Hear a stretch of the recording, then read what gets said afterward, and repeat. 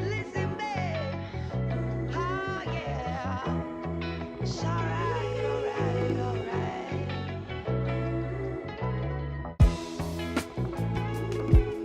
Listen, babe. Oh, yeah. It's alright.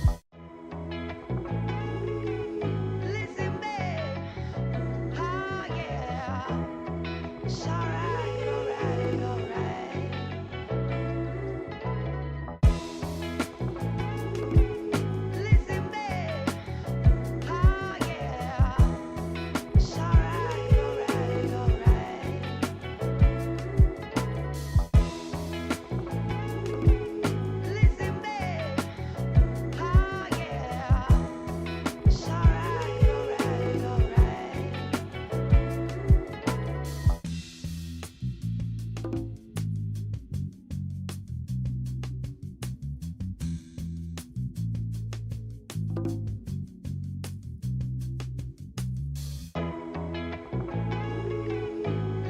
babe. Oh, yeah. It's alright, alright, alright.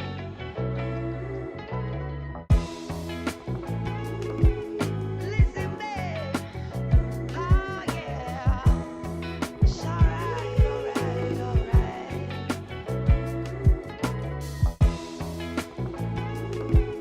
Listen, babe. Oh, yeah. It's alright, alright, alright.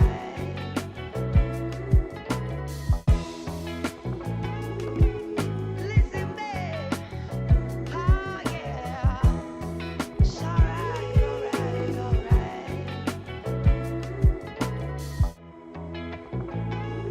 Listen,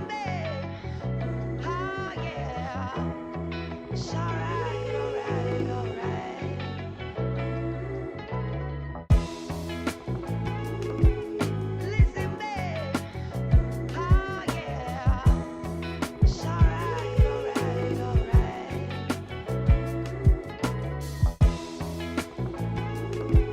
Listen, babe. Oh, yeah. It's alright, alright,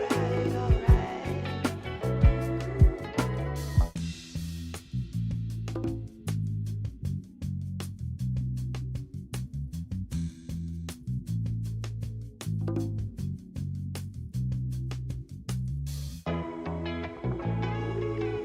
Listen, babe. Oh, yeah. It's alright, alright, alright. Listen, babe. Oh, yeah. It's alright, alright, alright.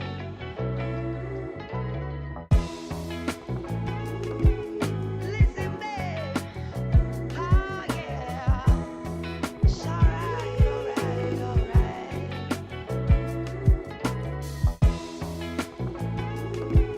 Listen, babe. Oh, yeah. It's alright, alright, alright.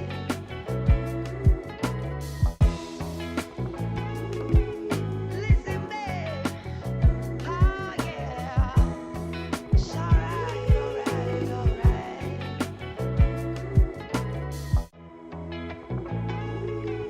Listen, babe.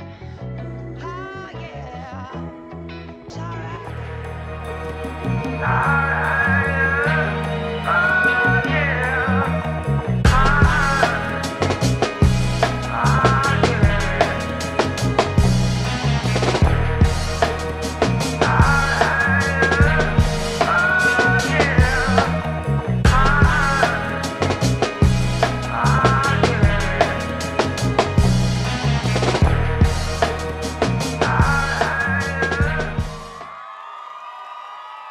All right, all right, all right. Welcome in. Welcome back to class. Welcome back to class. Hopefully, everybody had a great week and a half, right, Josh?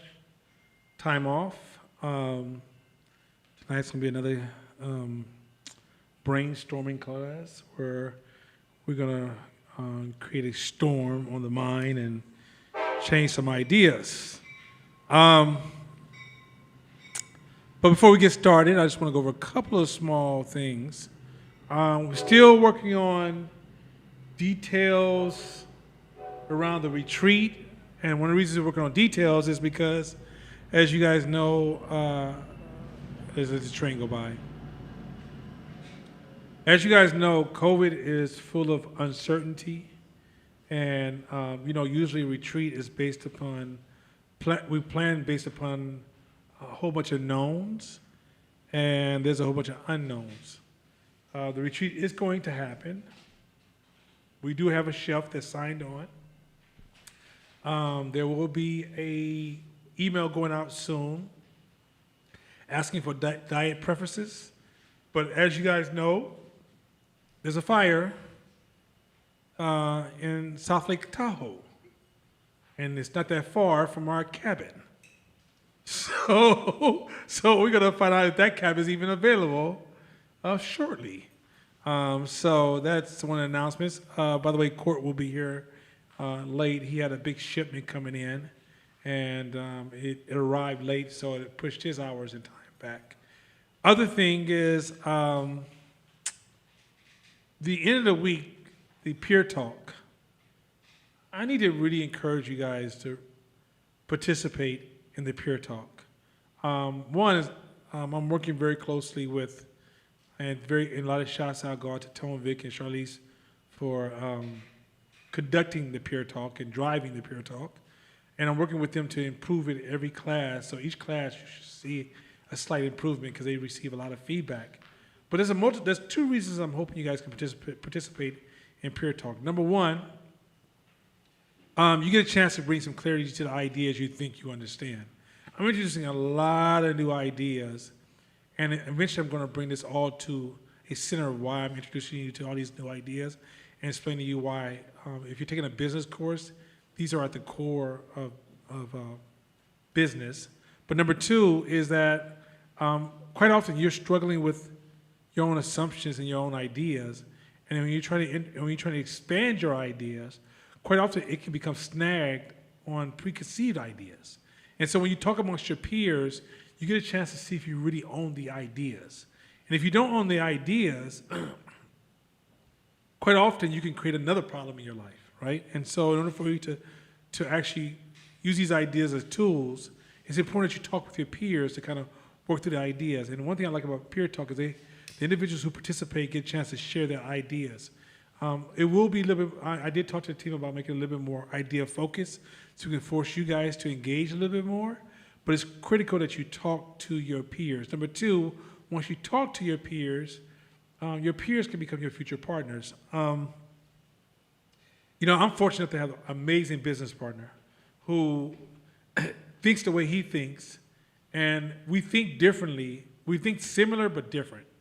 And so often when I'm faced with a problem or he's faced with a problem, we can have a conversation and it creates a superpower between the two of us to share ideas back and forth. But some of you guys are just sole proprietors and you're out there by yourself.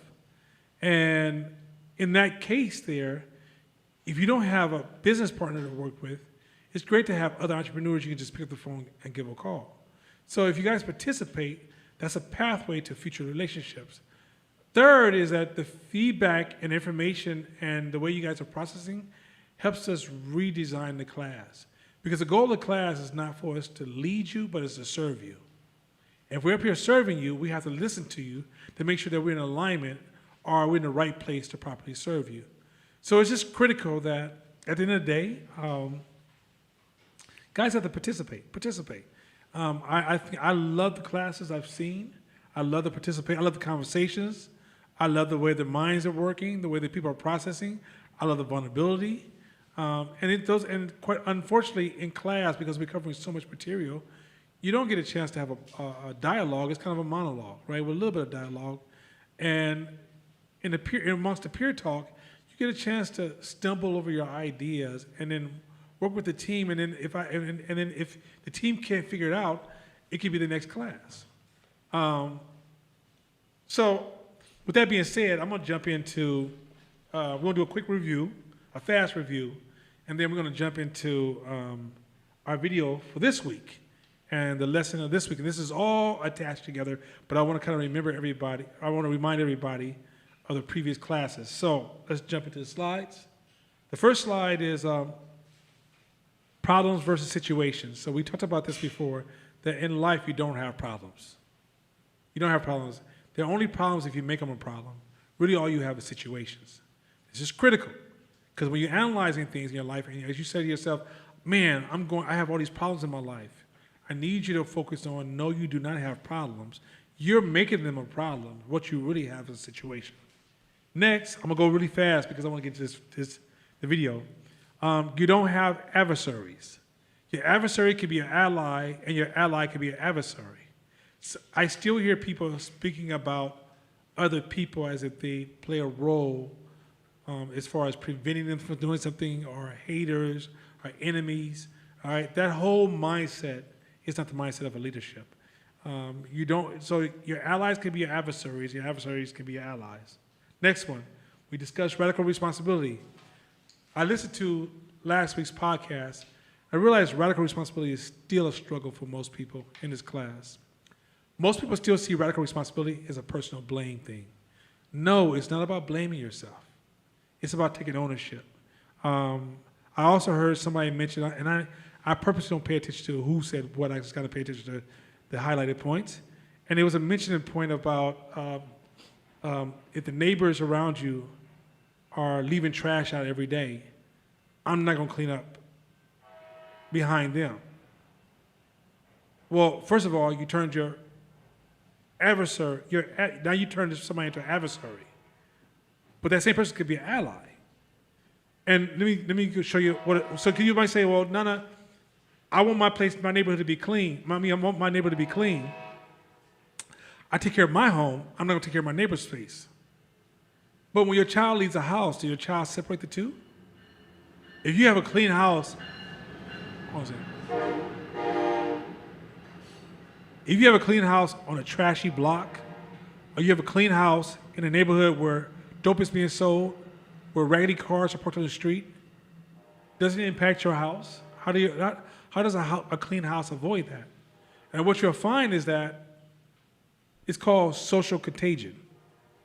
If you were to go out your house every day for 2 or 3 months, and you picked up at prime times, and just swept up, don't be surprised within 1 week to 2 weeks, half your neighbors are out there with you. That's how you create a change. Otherwise, it's called apathy, where you just start to submit to the idea of what is as if there's no other choice. And before you know, you become victimized because you didn't take responsibility. So taking responsibility means that by you, like I have a neighbor on my block, we have a block in East Oakland where on our block, every house is nice. And we have neighbors who, at midday, as well as we do as well, that some neighbors get up early in the morning and you'll see them just walking the block looking for trash.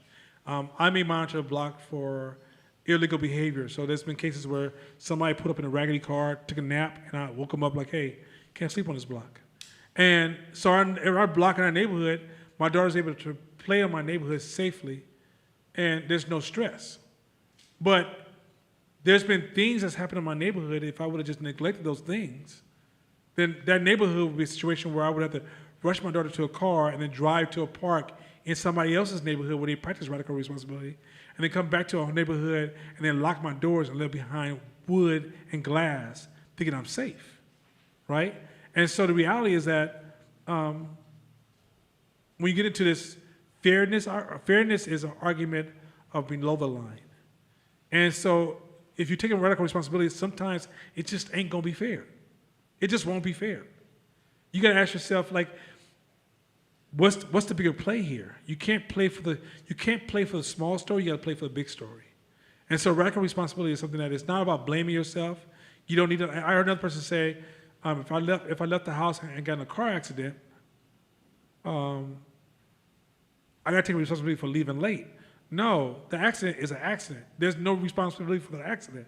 What you have to take responsibility for is, one, were you in a raggedy car that you knew that was unsafe with your kids in the car? Did you put your child in the front seat? This is radical responsibility, right? Were you driving erratically? Number two, once the car was damaged and the person didn't have insurance, did you take radical responsibility in case that may happen and have your own insurance? Did you take radical responsibility to get your car fixed or you can purchase another car? Like, did you take radical responsibility and work on getting medical coverage for you and your children? Like, that's radical responsibility, not the car accident, right? Because if the car accident happened, accidents happen.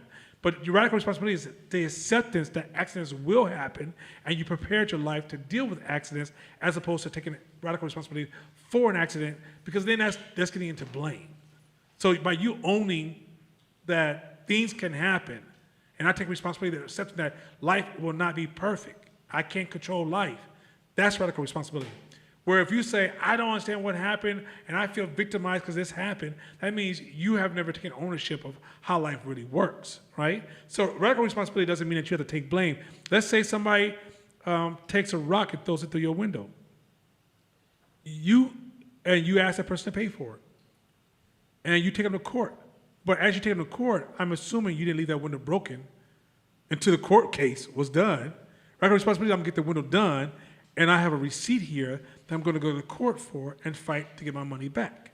So it doesn't mean that you don't, because I think when you get into fault and blame mixed with radical responsibility, you confuse it what radical responsibility is. It's not about fault and blame. It's two separate things. So we'll come back to that another time because that's going to be a constant theme. Above the line versus below the line. Above the line is being focusing on in a space of offense and trust. Below the line is focused on a space of defense and fear. And hopefully, if you guys start to understand this above the line, below the line approach, you can start to see how most of our people are suffering from below the line thinking. And we'll get deeper into that in a minute. Drama triangle. Hopefully you guys are understanding. Drama triangle is going to save you a lot of money, time, and interest. It's going to save you a lot of broken hearts. Because a lot of you guys are going to date victims. Thinking like, oh, you know, you hear like, especially the women in this class or men in this class who date out of state. And you ask somebody, hey, you know, you live in Atlanta. How come you don't have a girlfriend or boyfriend?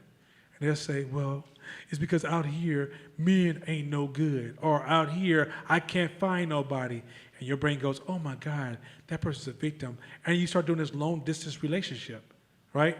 And then all of a sudden, you go to hang out with them, and they become a villain. And you're like, what the fuck happened? It was your fault. Because you didn't understand the drama triangle, is that when you find somebody who's an extreme victim, they also could be an extreme villain. And let me explain to you how villain victims work.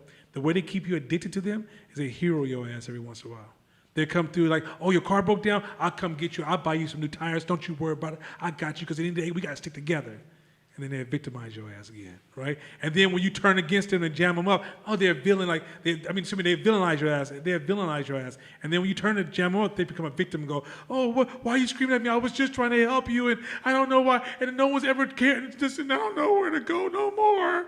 And you go, oh, okay, I'm sorry for hollering at you. And you give them a hug again, and you turn into a fucking villain again. And then they want to help you. Hey, let me help you out. You know what? You need a house? I help you put down your mortgage and everything. And all of a sudden you're thinking, oh my God, they're so cool, and then they villain your ass again. And that's called the drama triangle. And in business, when somebody comes to your business and they Mr. and Mrs. Social Justice, get prepared. Be prepared. That's the same person that will call the FBI and tell them that you didn't pay taxes last year. It's the same person will tell them that you are breaking the rules and you open when COVID said you should be closed by 6 and you was open at 7.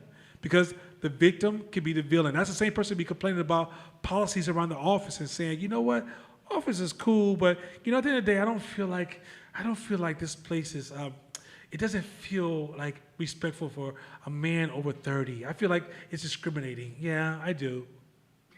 And now you're dealing with dumbass lawyers having a dumbass discussion about being over 30 being discriminated in your office, and you running a company similar to Victoria's Secret. Where the fuck are we at? Where the fuck are we at, right? So the drama triangle is critical. I will be bringing it up more during the class, but I'm going over a quick review.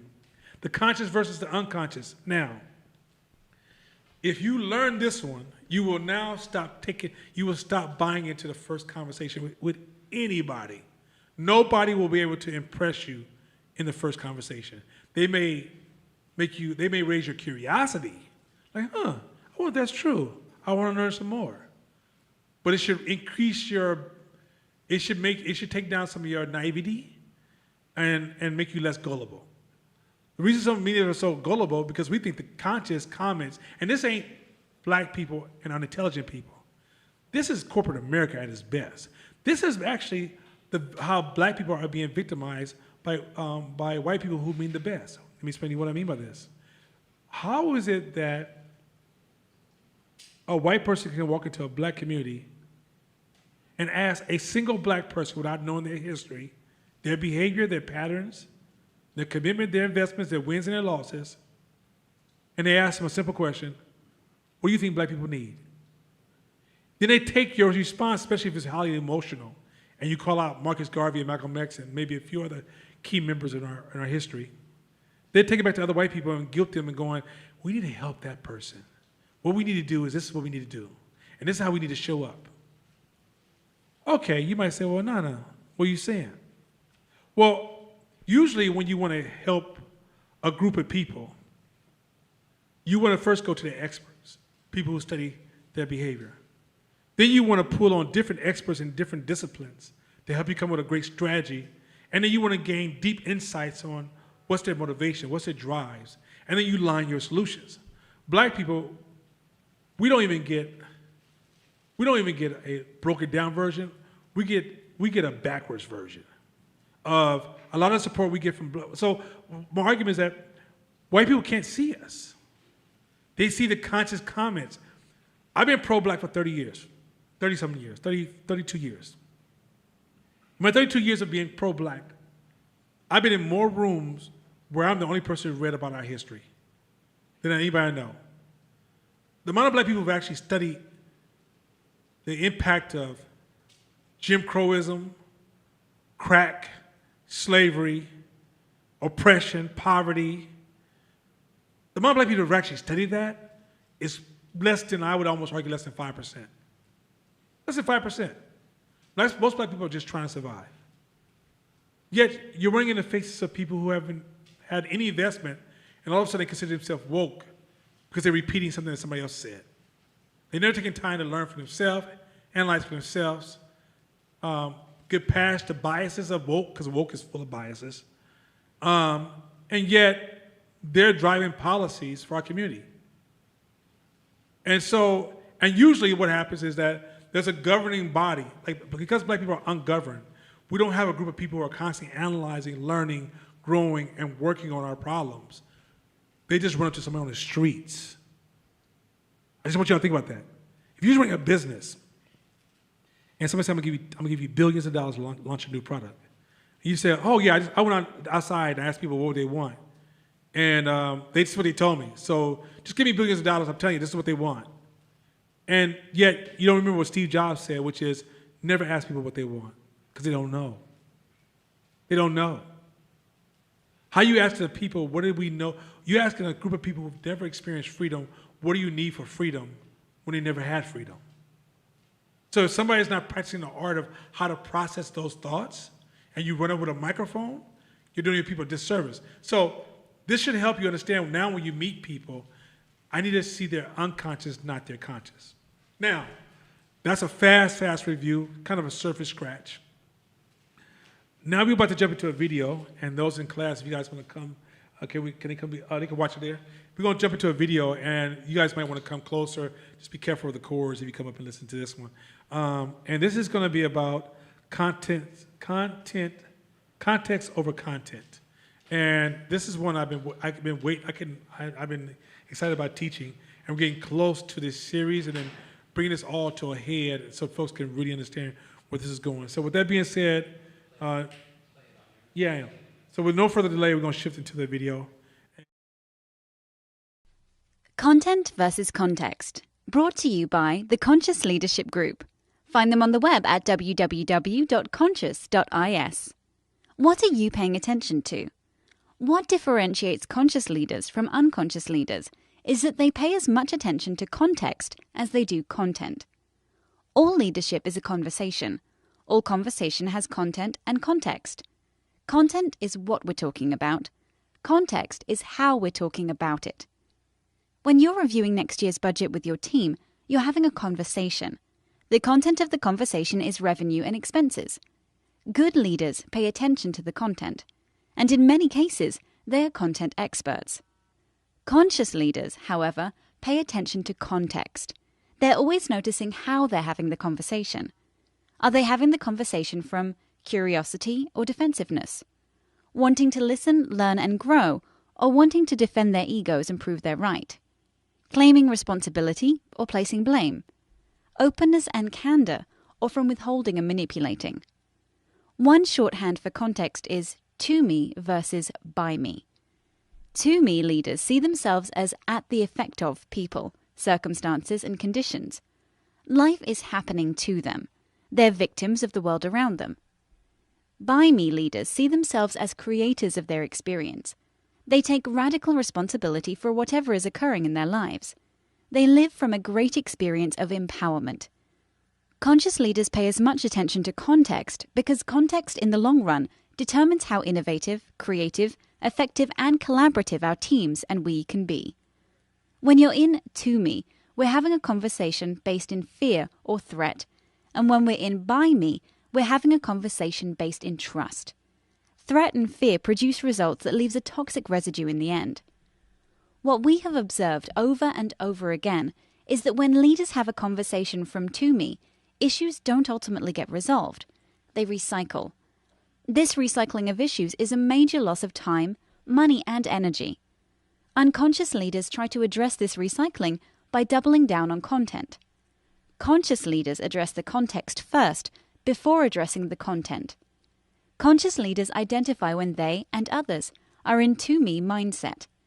They understand that this reactivity is coming from insecurity and threat, and they invite themselves and others to shift. Often, they simply ask that people pause and take a breath. Because whenever they're triggered and in to me, they're not breathing well and they're amped up on adrenaline. Then they address context directly and invite people to value listening over speaking, learning over being right, revealing over concealing facts, feelings and personal agendas. They, of course, model the shift they're asking others to make. It's quite amazing to observe how much more easily content issues can be resolved once context issues are addressed. Einstein knew this when he said, "A problem cannot be resolved from the consciousness from which it was created." Bingo. Shift the consciousness and context, and the problem resolves. What are you paying attention to?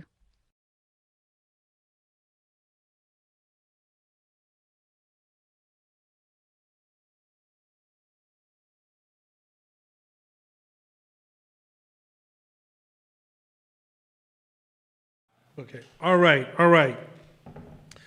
This will make you seem like you have a superpower. This here is what's going to make you feel like when the other human beings say, oh, he or she is so wise, this is a superpower that will make you come off as super, super wise. And all you did was just shift your attention span. Let me say this real quick. If y'all didn't get that, how powerful that comment, which was that a problem cannot be resolved from the consciousness it was created in. If y'all don't get how powerful that comment is, and what it's really suggesting is that in order for you to solve like this recyclable problems you're always facing, is because you have to shift your consciousness. Before we get to this lesson, let me share something that I was talking about this weekend. I saw Brother Irk. I just want to say that because that's his hip-hop name, so you call him Brother Irk, make it sound official. But I saw Brother Irk and Money, and I was like, you know, man, what's crazy to me? You know why most black people will never come out of poverty? And he said, why is that? I said, the reason most black people will never come out of poverty is because they can't let go of the stories. Your stories is your conscious trap. Let me just shift real quick. Your stories are your conscious trap. Your stories are, it's like you can learn a new idea in this class, but you have this inner war going on between the stories you tell yourself and the world you want. And many of us don't know how to practice a form of openness, where you learn to be open to new ideas and let go of your past. But we're so imprisoned by stories of our past. I don't care, I'm talking about a story that even from a month ago, 6 months ago, childhood, grandparents, slavery. Let me fuck y'all up for 4 seconds. A lot of us are not oppressed by white people, we're oppressed by white people's branding. Let me say this again. A lot of us are not oppressed by white people, we are oppressed by white people branding. There's this book called Freakonomics. I've heard it a lot, so I decided, let me just go and check it out. And there's some things I debate about it. It's like, okay, whatever. But it was a good book to read. It was like an extension of the book we read in this class called Factfulness. And Freakonomics was discussing the KKK. And people don't realize that when the Civil War ended, the KKK was originally started as just a prankster group. They just went around, a group of guys got together, drank some alcohol, and pulled pranks. Later, about 10 years later, within the first 10 years, they evolved into a terrorist group. Now, when that first 10 years, over 1,000 people were hung. Black people were hung. Not necessarily all by KKK, but pretty much that. Every decade, the numbers dwindled by even half. By the time you got to the 60s, 30 people had been hung. And by the time you got to the 70s, I think it was, by the time you got to the 60s, it was at 6 people being hung in a whole decade, not per year. And the numbers continued to dwindle down. Now, as those numbers went from 1,000 to a large drop to 200, from 200 to 100 something, from 100 something down to 6 people. This is within decades, right? So that when they first started, they had 1,000 people that got hung. After a while, this guy who took down the KKK, the way he took them down was he joined them with the intent to take them down. And what he decided to do was, what made the KKK so powerful was secrets. Because secrets is how you terrorize human beings. So he decided to expose all of their secrets. This way it would weaken their power and their swagger. So one of the things he highlighted, so he said, so that at some point, I'll let this train go by.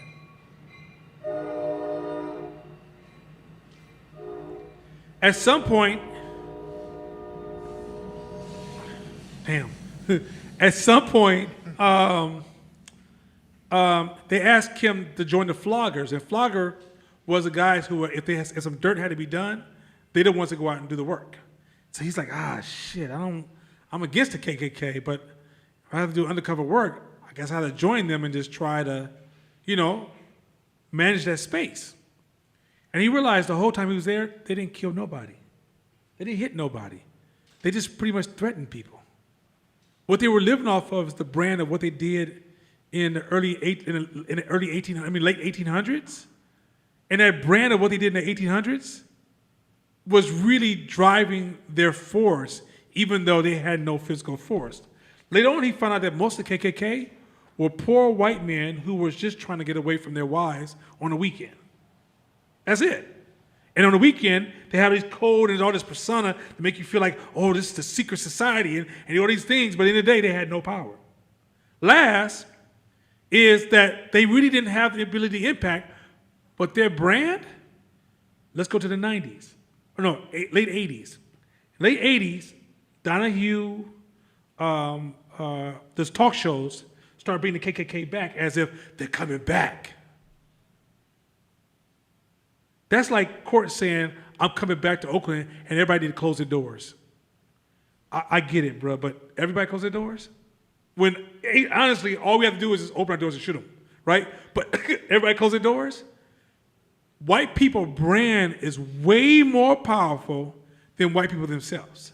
Many of us to this day still use KKK in our language, white supremacy groups in our language, when they don't have no power like that. We are more or less a victim of systemic racism and historical and current systemic racism, the crack era, ourselves, because we brought it to the brand, Jim Crowism still in our systems, and slavery still in our systems. But instead, it's easy to talk about this hidden group. Now, why am I saying this? The consciousness that we are suffering from, and the consciousness that prevents us from achieving what stops us from achieving what we want to achieve, is not the reality that we live in. It's the stories we tell ourselves. We're suffering from all. So the reason you're poor right now is not because you were destined to be poor, not because your mama was poor. It's because you embraced the stories your mama gave you. I was just talking to Shakir the other day, and I was like, I was looking at economists' research around parenting, and it's not the end all, but it gives you a great angle. It helps you clean your angle up. And I don't know what's happening on these trains today. It's Train City, but what they're discovering is that parenting is not about the school you put your child in, because the numbers are in for that. Parenting is not necessarily about taking a child to a museum. This train is hell loud, man. Parenting is not about what you expose your child to. That train is loud as hell. I don't know, I've never heard a train that loud. since we been having this class. Like, that's like they about to hit the building or something, huh? Them engines are strong as hell. Like, it must be like a multiple engine train or something. I don't know what it is. And it's still in my bandwidth like a mug, because that's the loudest train I've probably ever heard. But anyway, what they discovering about parenting is most affected by how you see yourself in the world. Let me say this again. Parenting is most affected by how you see yourself in the world as a parent. Because your child can be exposed to bad rap music, but if they have a strong foundation, it's just entertainment. But if they have a weak foundation, it becomes education. Parenting, so if you see yourself as, I'm just a real hood nigga out here trying to make it, and it's hard out here, but I'm gonna come up against all odds, because you know daddy gonna fight against this crazy shit out here. And in the end of the day, I ain't gonna let nobody hold me back, because out there it's all this resistance. Okay, you just told your child, this is your limitation, this is about as far as you can go, and these are the forces that are coming for you, even though I can't prove it. If you tell your child, if you watch a TV show and you be like, yo, that's real black people shit right there, that's how we really get down, you just told your child that's the standard you should probably gravitate towards as you get older. You don't realize it's so unconscious, because it's a story you tell yourself of, when you say, okay, who am I? And you put this rigid wall of, this is my pillars of who I am. Look at those pillars, because that's your parenting right there. You might say, well, I did this different, because what you're finding is that if two people who have different ways of raising their kids share the same pillar, their kids would be very similar. Because at the end of the day, the pillars are defining. Meaning that, okay, if you think that everybody in the hood has the exact same rituals, then that's your naivety of how the world really works. There may be a variation of rituals, but what's causing more similarities is how the parents see themselves in the world. So the same consciousness, you can't use the flawed consciousness that you have to solve, that created the problem. You can't use that consciousness to solve the problem. And if y'all get that point, it would tell you the way you were thinking when you found the problem won't be the way you need to think to solve the problem. Now, let me get back into this a little bit more deeper. Let's go back to the context versus content. It's all tied together. So in the piece, it talked about when you focus on content, you're usually defensive. You focus on right versus wrong. You focus on blame. You focus on withholding. You focus on manipulation. But if you are on the other side of empowerment, which is by me, because the other one is to me. Remember, the other side, defensive, is life is happening to me. But if you focus on context, which is a form of empowerment, you're coming from a space of curiosity, listening, learning and growing, radical responsibility, and openness and candor. Now, y'all know when black people get together, you always say it's hard for black people to work together. Actually, black people are set up to really collaborate really, really well. The problem, one of the main reasons we don't work well together is because leadership doesn't understand what they have in front of them. We try to just bring people together and just assume that without coaching and management and proper structure, people will highly perform. It is not the people's fault that we don't work together. It's the systems, that those who design the systems that doesn't serve our ability to work together. Working together requires that leadership has to understand certain basic requirements, right? And so, for example, I'm like, this is really crazy, huh? And this is like I don't know, maybe the chips are finally coming in. When you go into a meeting, if you're a leader in that room, never get blinded by just the content. I'm trying to stay focused, but those of you online, this is the weirdest train thing, and now we got the chalkboard scratch sound that's happening as one train is passing by.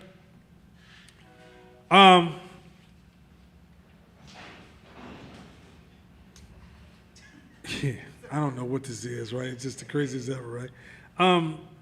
If you go into a meeting and you're having a meeting with staff, never over focus on the content. When there's often, if you're working on a team and you guys are just, looking at the details, always focus on what's the context of this meeting? Why are we here? What's the energy? What is driving the motivation for what's coming out of people's mouths? What energy is contagiously starting to occupy everybody's way of talking?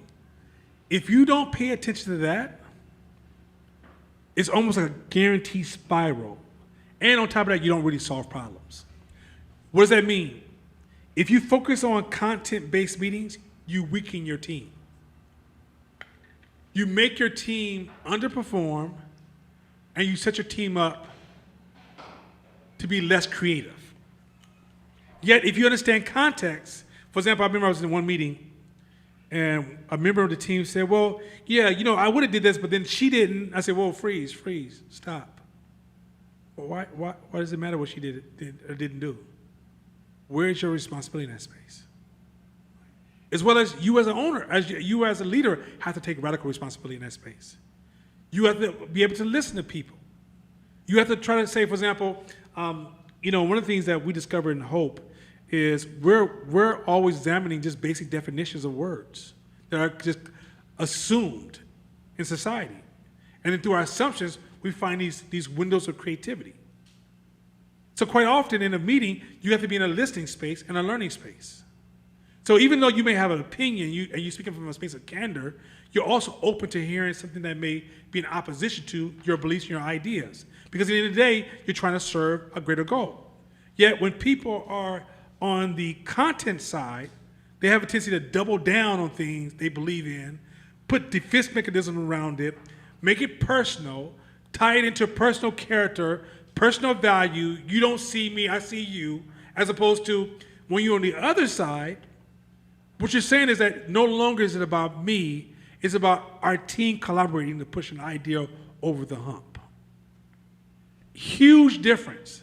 But in order for a team to get there, the leader has to see, like a coach, when a team is performing too much on the content side and need to shift back to the context side. Context will allow you to meet somebody and hear facts come out of their mouth, but because you listen to context, you know that that person doesn't own that fact. Or that person is using that fact to manipulate you. Somebody can say, somebody called me today and said a lawyer called them from a company and said, if you go against us, you would have to get a lawyer and it's going to cost you this kind of money. Contextually, that doesn't make any sense. Why are you telling me, contextually, what another lawyer has to do for me? Obviously, you have a bias and you're going to lie to me. It's not like I'm paying you out of my pocket. So when you advise me as my opposing, if the opposing lawyer advises me, I got to look at that contextually like, why would you even say that?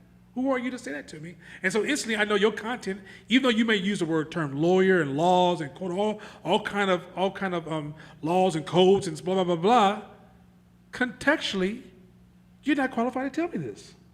So contextually, I can't even listen to you because contextually, you're not in the right space to have this conversation. When you see people through a contextual space, trust me. So sometimes me and Mashama we had our first meeting together last week with a big client.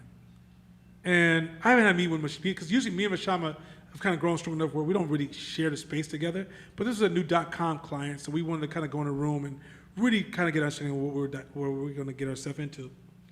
And it was funny. One of us took a role of context, one other one took a role of content. When the meeting was over, the conversation we had, if you weren't understanding context and able to see things contextually, you would never see the things we saw. And here's the funny thing. We made these calls and predictions, okay, this is going to be a problem, this is going to be a problem, this is going to be a problem. Within 1 week, all those problems played out.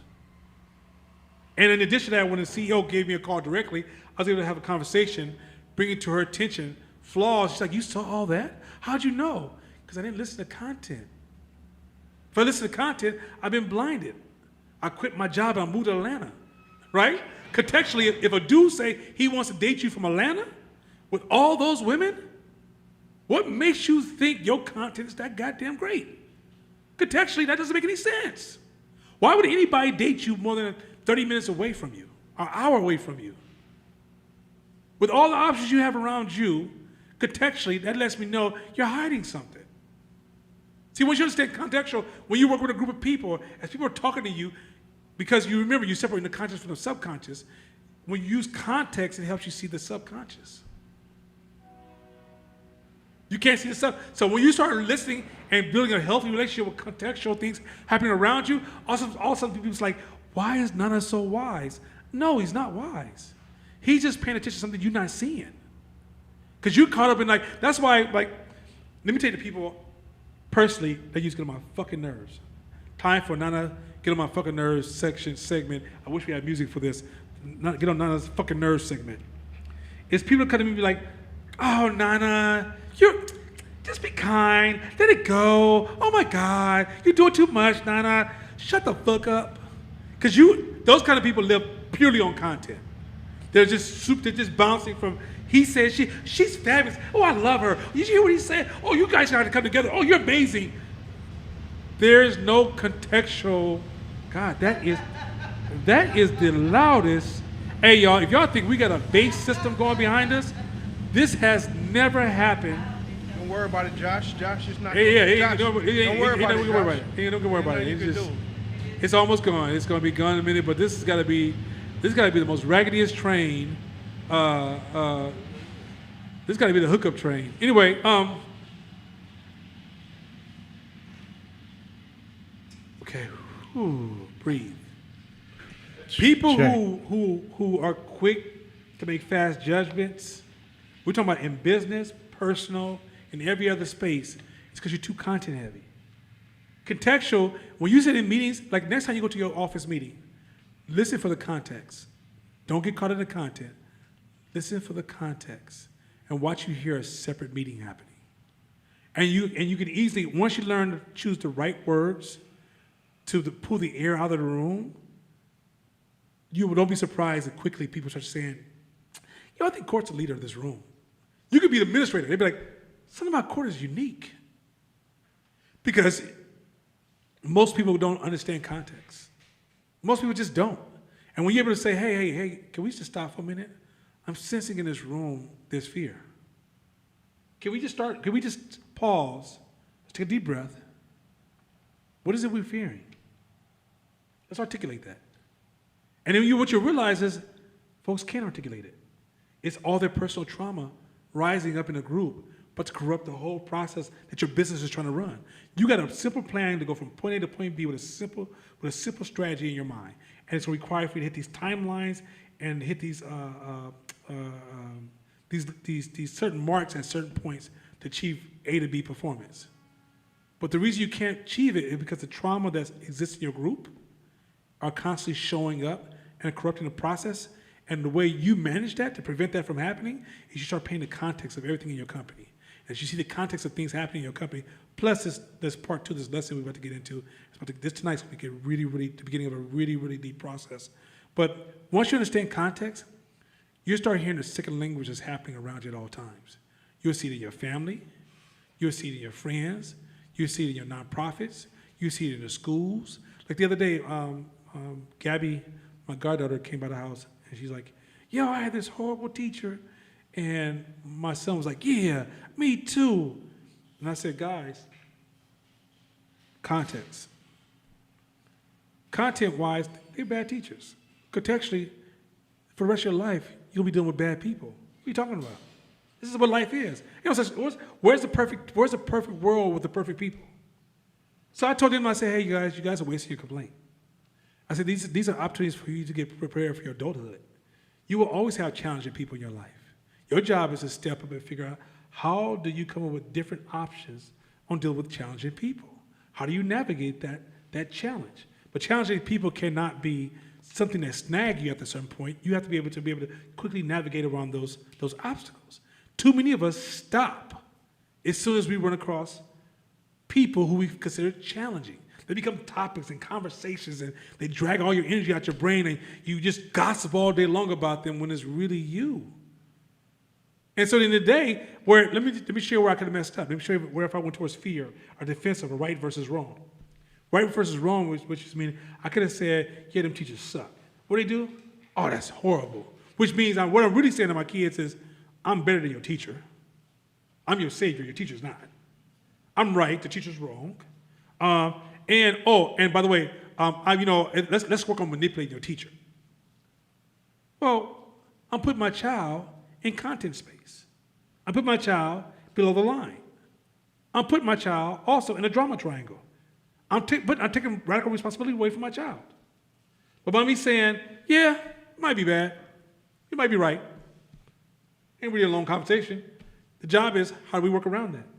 How do we move around that? Because this is how such is life. Such is life. As opposed to, this is a conversation. Oh, this is a bad school. Such is life. Such is life. How you work around that? Because if I tell my child to victimize himself, I set them up to be like everybody else that came before them. You guys see where I'm going with this? So all these conversations we have with our girlfriends, like our male friends, like, man, yeah, my son go to this fucked up ass school with this crazy ass teacher. I had to go up the other day and cuss him out. And your child sits there and hear that shit. And then you wonder why when your child gets older, the best shot they can get is I'm a janitor at I got a longshoreman, or I'm so happy to be a stewardess at the airport, or I got this corporate job where I can never serve my children or my community, but you know what, I got a paycheck. Well, because we've all been victimized into that conversation. So changing your consciousness is getting to a point where when things are happening to your life, or when you're walking through life, pay attention to context. You'll see all the manipulators come through the door. You'll see hustlers. You'll see bad relationships. And you'll also see yourself. You'll see when you're over-focused on content. You'll see when you're dealing with fear and distrust. So this context versus content, when you go to your next meeting at your office, don't pay attention to content if you can, unless it's all about you. Like, if you're the main technician, please don't you walk into the room and ignore the content, right? But if you just one of the members of the team, watch the context. Watch the war of emotions and feelings. Watch the social contagion and emotional contagion. Watch all these things happening in a room, and then you will understand the people that surround you, and you will also understand what challenges are in front of them. With that being said, we're open to a couple of questions online and in-house, and then we're going to go into the meat of the lesson tonight. Any questions in-house? Okay, Shakina, do you have any questions, or are you good? You good? Okay. Everybody good? Well, with that being said, I can't wait to jump into this next part, because I've been hyped up about this for about a month. But you know how you have something you want to share for about a month, but you can't say shit because it's going to make people more confused than ever, and you have to kind of finish priming process. So I've been so excited about teaching this next segment, because this next segment is hella powerful. It's so powerful that I bet you, if you do a quiz and you go through our community and you just ask people, how many people understand this part? I bet you it's less than 0.05%. I bet you, I want to put money on the table, because I've never heard anybody teach this shit. And I've learned this through pieces, and this is the first time in the e-myth book I've ever seen it put together so well designed, okay? So with that being said, let me see, Shibisha, you're gonna be reading for us. Now, go and read this passage, and then I'm gonna do some, I'm gonna prime us for where we're about to go, so go ahead. The game your business will play can't simply be captured on the written page. It must be seen if it is to work. It must be experienced. All right, let me go back a little bit. So, in the book, this is, stick with me. Those of you who want to be leaders of people in any form, talk about groups, this may not necessarily matter with just partnership, two people. But I'm talking about if you're going to run a team of people with different qualifications and different levels of education, stick with me. If you got a business, you want to have employees, stick with me. I'm talking about from PTA to nonprofit to for-profit to I'm in a dance group. Just fucking stick with me, okay? Because this shit's so powerful, and I need to slow this down, because it's something that I don't know. There's a clean ass reference, And I'm going to get to the reference in a second. And I think Court is going to be excellent at helping me with references because he has deep insight in this space. So the question was asked at the beginning of this chapter, how do I control my people? Now, one of the most popular complaints I hear from entrepreneurs is, I can't get black people to do shit right. I can't get people, period. I can't get my employees. I can't get. It's just this constant frustration of getting people, right? And it's because in our brain, I gotta turn my head backwards, I gotta really think about this, I gotta slow it down. In our brain, I'm so excited. I don't know if you're excited, I'm excited. In our brain, we think running a business is going to a space, doing the work to produce a product, and then hiring somebody to help us. And then if we hire two people to help us. And then it's just about delegating to them what they need to do, and over your eyes of, I can fire you and pay you, which should be your motivation, and that this is what you are, you just something you want to do because that's why you came to me, that's enough. That should be it. And that just continues to expand and to grow, and before you know, I have a big corporation full of everybody who just has management overseeing them, and they good. That is fucking a lie. But I promise you, most young entrepreneurs, this is how you're gonna start your business.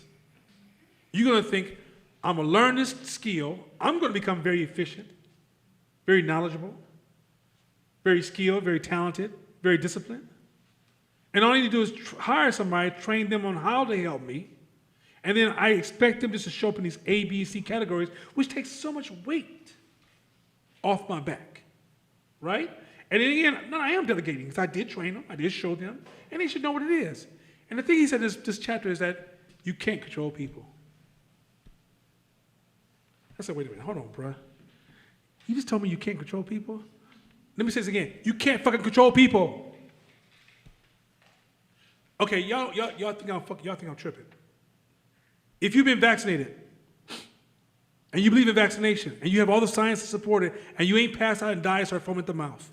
You just had a baby, and you got vaccinated, and the baby, one of you was pregnant, and the baby looks as healthy as everybody else's baby, with just 2 ears and 2 eyes. Turn to your highly educated, college-graduated person and say, hey, you been vaccinated? And watch them go, no. Brother, was it Yumi? What's his name was? Brother just died. Oh, Zumbi? Zumi, Brother Zumi, just died. Cats knew him. Blown away. Know the facts. Nah, I'm not taking the vaccine. Vaccines don't stay in your body past a certain amount of days. No different if you drank that liquor, ate some bad food. Went to McDonald's last night. It only becomes a problem you keep eating McDonald's every goddamn day, but if you eat McDonald's once a year, have zero impact on your health. Zero. Zero. Say again, zero. Let me even help y'all out on dieting. One bad week of food would not impact you. If you ate one bad day of food, like I'm talking about, you just ate cookies and candies for a whole week, for 1 week a year, it would have zero impact on your body shape. If you do the overall year requirement of calories to keep you alive, that 1 week has zero impact on you. No different than if you went to the gym for 1 day, for 1 week, and worked your ass off to a point that you were literally had IVs in your arm every night. In a year, that belly looked exactly the same.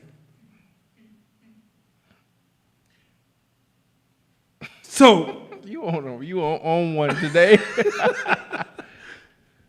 you don't control people. But a lot of us, because we feel we've been over-controlled or oppressed, we think when we run a business, we're going to finally have the opportunity to control. So what he says is that the way you get people to do, or to follow your idea and your vision and your strategy, and even your tactics, is they got to play a game. Let me say, they got to play a game. Y'all ain't feeling me yet. Y'all ain't feeling me yet. That means if you run a company, you have to be able to create a game in your company.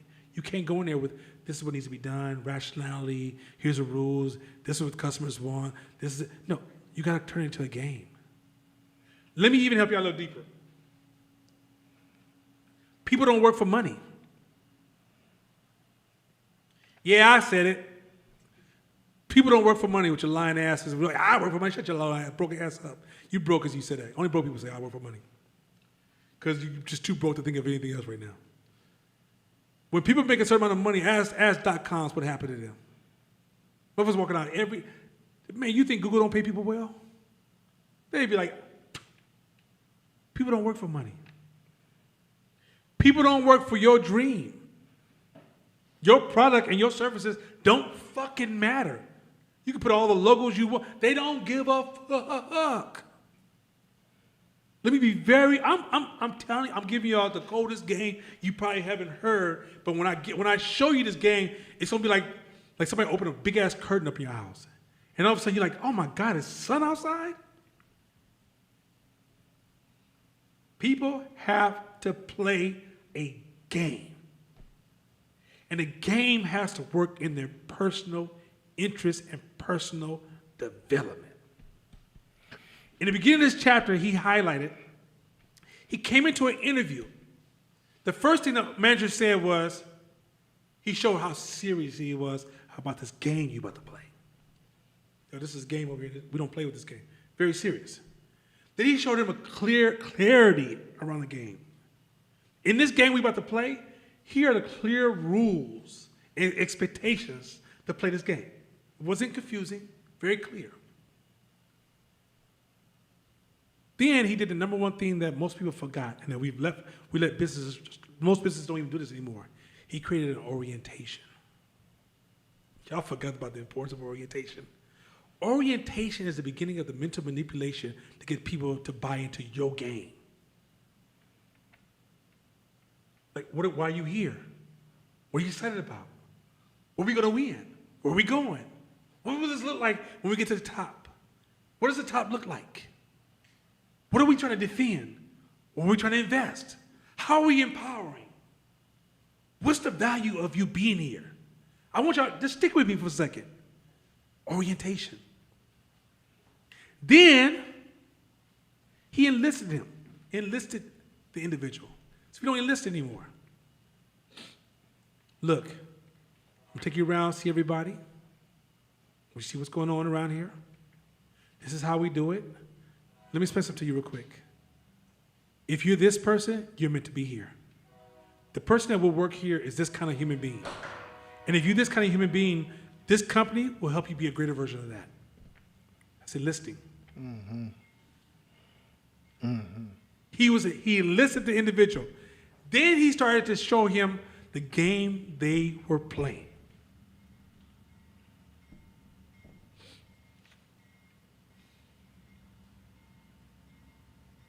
He also started to go over another train. What the hell is us? This is just train. Okay, I gotta be careful because this could be a pause moment, so I'm gonna let it go.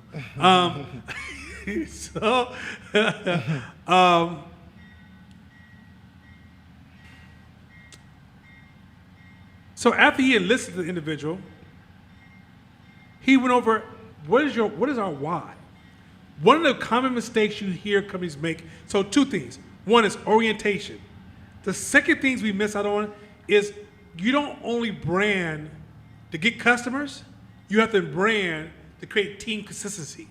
Let's just again, a lot of us when we run businesses, we think about how do I brand this product to sell it to the outside world? We forget about the internal branding.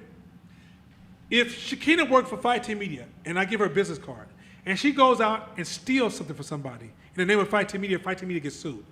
And the judge won't say, well, Nana didn't do it, and Shakina did. She's an agent of the company, and I will be sued. And the money comes out of my pocket. So if she doesn't understand the branding, how can I expect her to show up accurately to the company vision? I got to get her to fall in love with the game to the point that her love and care for the game will make her a better manager and a better agent than even I could be. But if she doesn't have a love for the game, it's not possible. Now let's pause the word game. Now this is where I'm going to bring in and introduce our wonderful guest, the most wonderful and magnificent Court Smith. Oh, wow. But when I set this up, I want you guys to ride with me on this. We see this game concept played out in our face every fucking day in professional sports. Professional sports is just a business. It's nothing real. It's a made-up game. LeBron James gets his personal value by playing the game that makes somebody rich. The NBA set up a system that says to LeBron James, every time you walk through this hallway, every time you walk through this hallway right here, these are things we believe in. This is a game you playing, this is where you're going, and this is our hope to achieve. And matter of fact, oh, by the way, this is dude named Michael Jordan. This guy got 6 championships. What the fuck you gonna do, pimpin'? And then you get past Michael Jordan, this dude named Bill Russell, all this shit right here.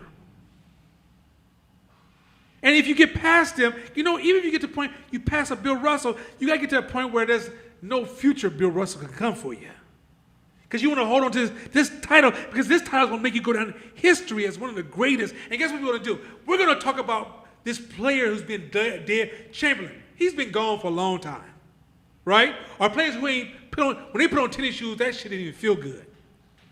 We're going to talk about this motherfucker who graduated from McClymonds in 1962 as a legend in today's game. Because in the end, we're saying if you play this game, you could possibly solidify it like that.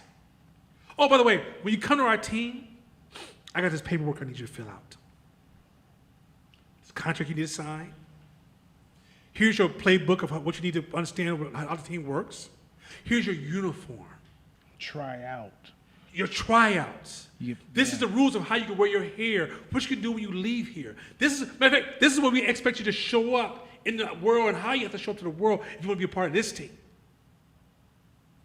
I don't think you guys understand this is business being played out in your face and you just call it sports. And what you're really watching is business being performed at the highest level with the perfect example in your face every day on television. And all you look at is, man, he got down dribbling the basketball. You missing the whole fucking conversation. Sports is the coldest business playing game you've ever seen, and it's played out every day. And it changed. When the X Games came in, you should be like, oh shit. Remember when the Giants took the names off the jersey and said that we're going to make you buy this game so cold, we're going to win a championship, and we won't even know your name. And not one person said, man, fuck this shit. It's stupid. I need my name on my jersey. If you did, leave my team. Bill Belichick said, man, hey, man, I know you play defense, but you're going to play offense today too. Because that's what we believe in here. And what we believe in stands for this. And if you join this team, this is how you move. Or let's say you're on the Spurs, and Spurs says, hey, hold on, man. You showboat? We don't showboat here. Mm-hmm. You shoot and get ready for defense. Well, if you want to showboat the day we get that fucking trophy and showboat that night. Mm-hmm. Hey, and this is how that game of sports affects you. What they do is they add the city where you're from in front of the name of that particular team. So now they tie your nostalgia, where you from, your pride of your city into the game. That's how they draw you into those stadiums. That's why, and they do such a good job that they'll have motherfuckers fighting in the stands, in the stadiums over a team they don't own. They don't have no rights to, shares, nothing, but they're so proud of it because the game's been played so well on them.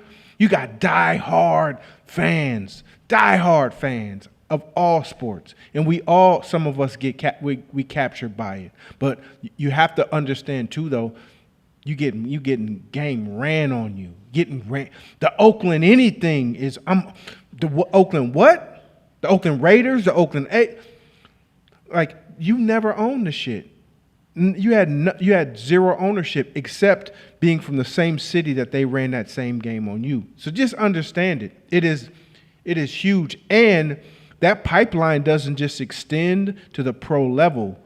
It extends all the way down to when you have a 10-year-old kid, 7, 8, 9-year-old kid, because you see that kid with an opportunity because the game's been played on you so hard.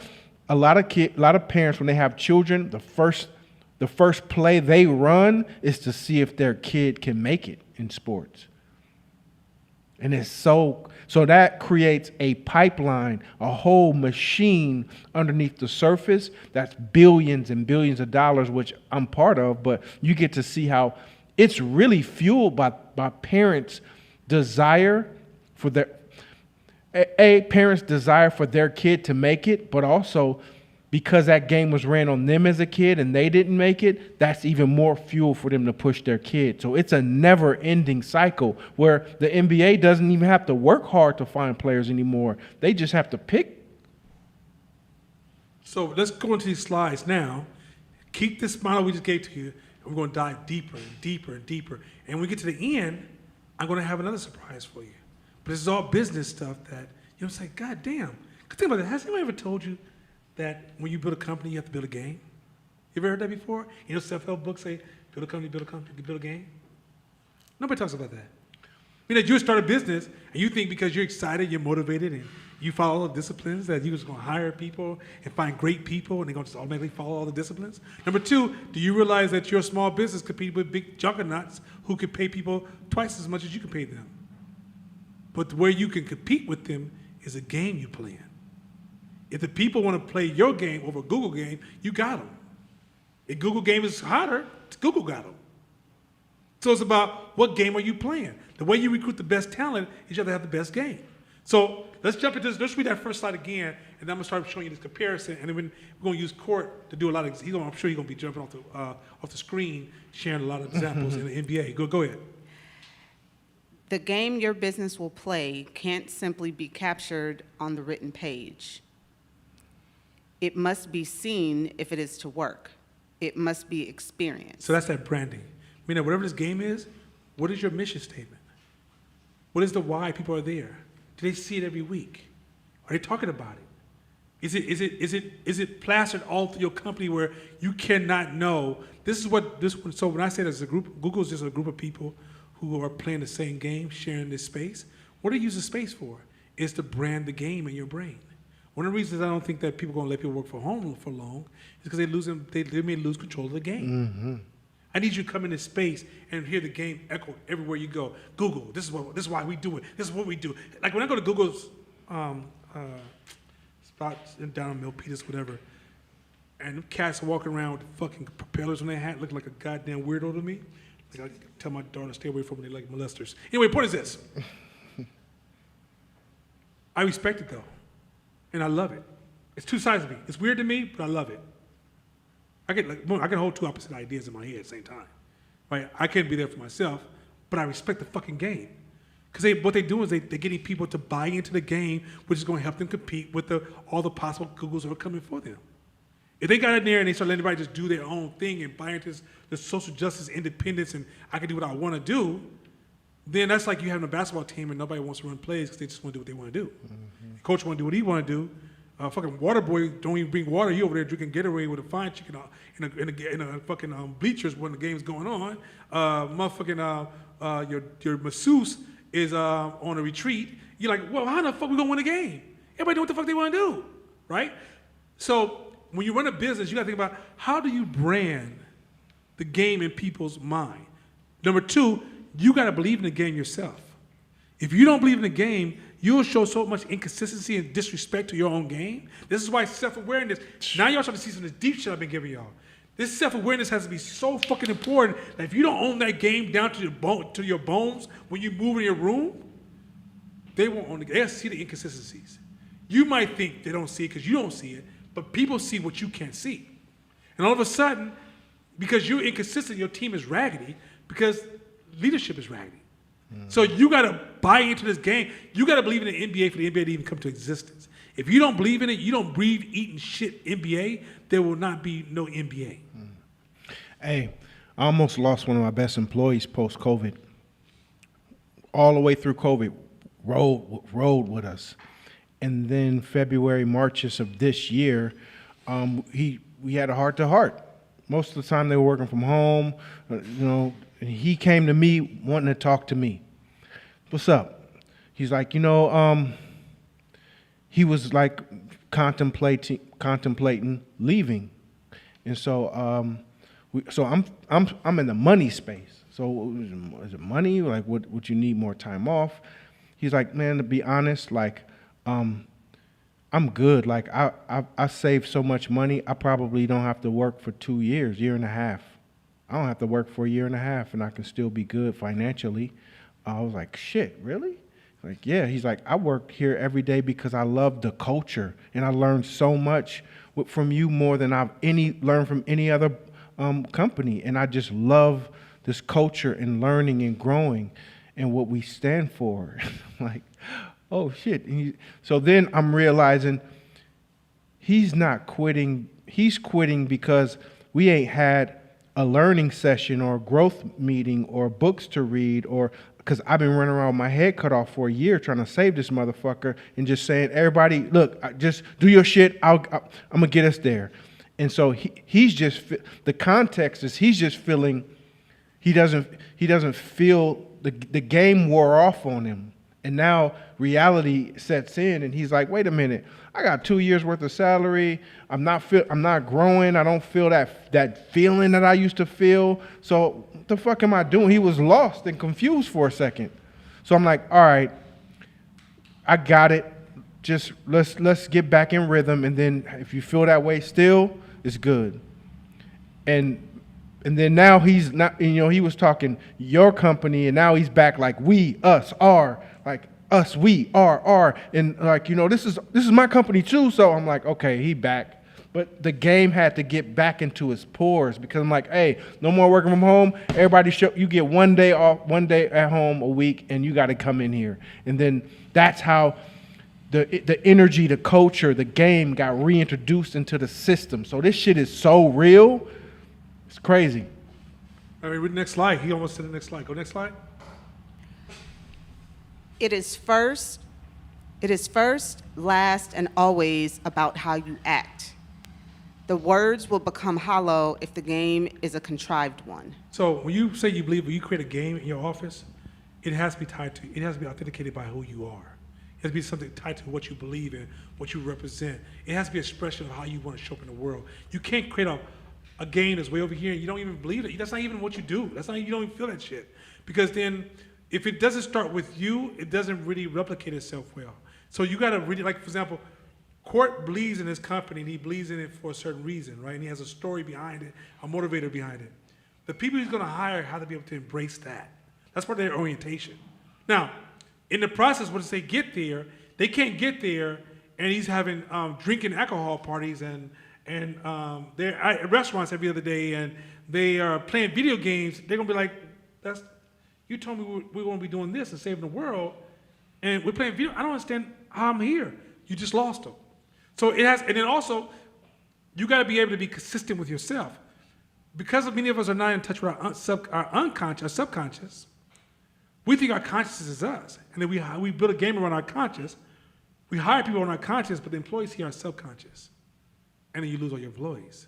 So deep self-awareness is necessary. So when you call out this game, you just automatically, like, without even thinking about it, you are always playing the game unconsciously, because that's just who you are. So there's a lot of deep processing, a lot of philosophical conversations you have to have with self to be a business owner, because you can start a business. You might be able to run a transactional business for a little while, but we're talking about growing a company where multiple people are driving just as hard as you towards a similar goal. Is because at the end of the day, you and your team leadership have to embody the ideas that you want everybody to participate in. And just like LeBron James could tell you, I'm sure, the NBA is a make-believe sport. I promise you he doesn't care. LeBron James can tell you that he's making an owner this amount of money. I promise you he doesn't care. Because the game is giving him such a personal reward so high, as long as he gets what he wants, he doesn't live in a space of envy. Envy only comes when the game is so poorly designed. Now people start saying, well, $10 came in, how come you got $4? But if the person feels like they're getting a reward, And they get a dollar, they're like, yo, this is the best dollar I ever made, man. Thank you for giving me a chance to make this dollar. It literally reframes the dialogue because the game is rich. Where we go wrong as black folks, we just think people should show up and should do what they expect to do because they did it at their last job, as opposed to the last job had a game and you didn't. You look at Kyrie Irving. Kyrie Irving clearly understands that the game is not real. However, he also looks at it in a way like the world owes him, and that's where he goes wrong. It's okay to understand that you're in the game, you're in a fishbowl, but now you still got to take the context of what you're doing. You chose to play this. This is the world you picked. So, it's like in the Matrix where he was saying, man, I'm eating this steak. I know this steak is not real, but the shit tastes good, so I'm swallowing it. So if you pick hoop or whatever you pick, you know you in the game. Don't lose context, but also don't lose the content as well. Okay. Kyrie Irving, if basketball didn't exist, he'd just be some dude walking the street. Kyrie Irving is Kyrie Irving because NBA gave him value. Danielle Donna celebrates Danielle every possible human way I can. DeMondre, every possible way. Many people on my team, I'm like, yo, you're the greatest. And I'm also pouring into them to show up and be the greatest, right? Meaning that if LeBron James went out and was just talking like he was the raunchiest dude in the world, all these bitches out here, I don't give a fuck, then NBA couldn't achieve what they want to achieve. So they say, hey, we're going to pour into you to make you that dude, even if it means getting you mental help. And then we're going to also celebrate you to the world as that dude. That's what business does. Now, if you're a narcissistic, egotistical fuck, you can't do that. But if you understand business, this is when you learn to be humble, sit back and praise your team and raise them up high, and then pour into them, look out for them, drive, support them. Because then as they become great and as you celebrate them as being great, then the customer experiences, how did all these great people come together? It might not be great people. It might be that you made great people come together by the game they play. Because LeBron is great only because we know he plays basketball. We don't know if LeBron can lead a company. We don't know if LeBron can manage himself out of a fucking paper bag.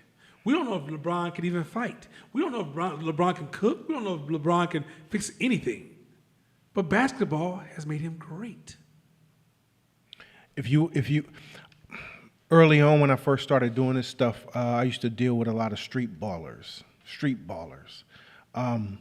And some of the street ballers were amazing basketball players, like high-level NBA talent.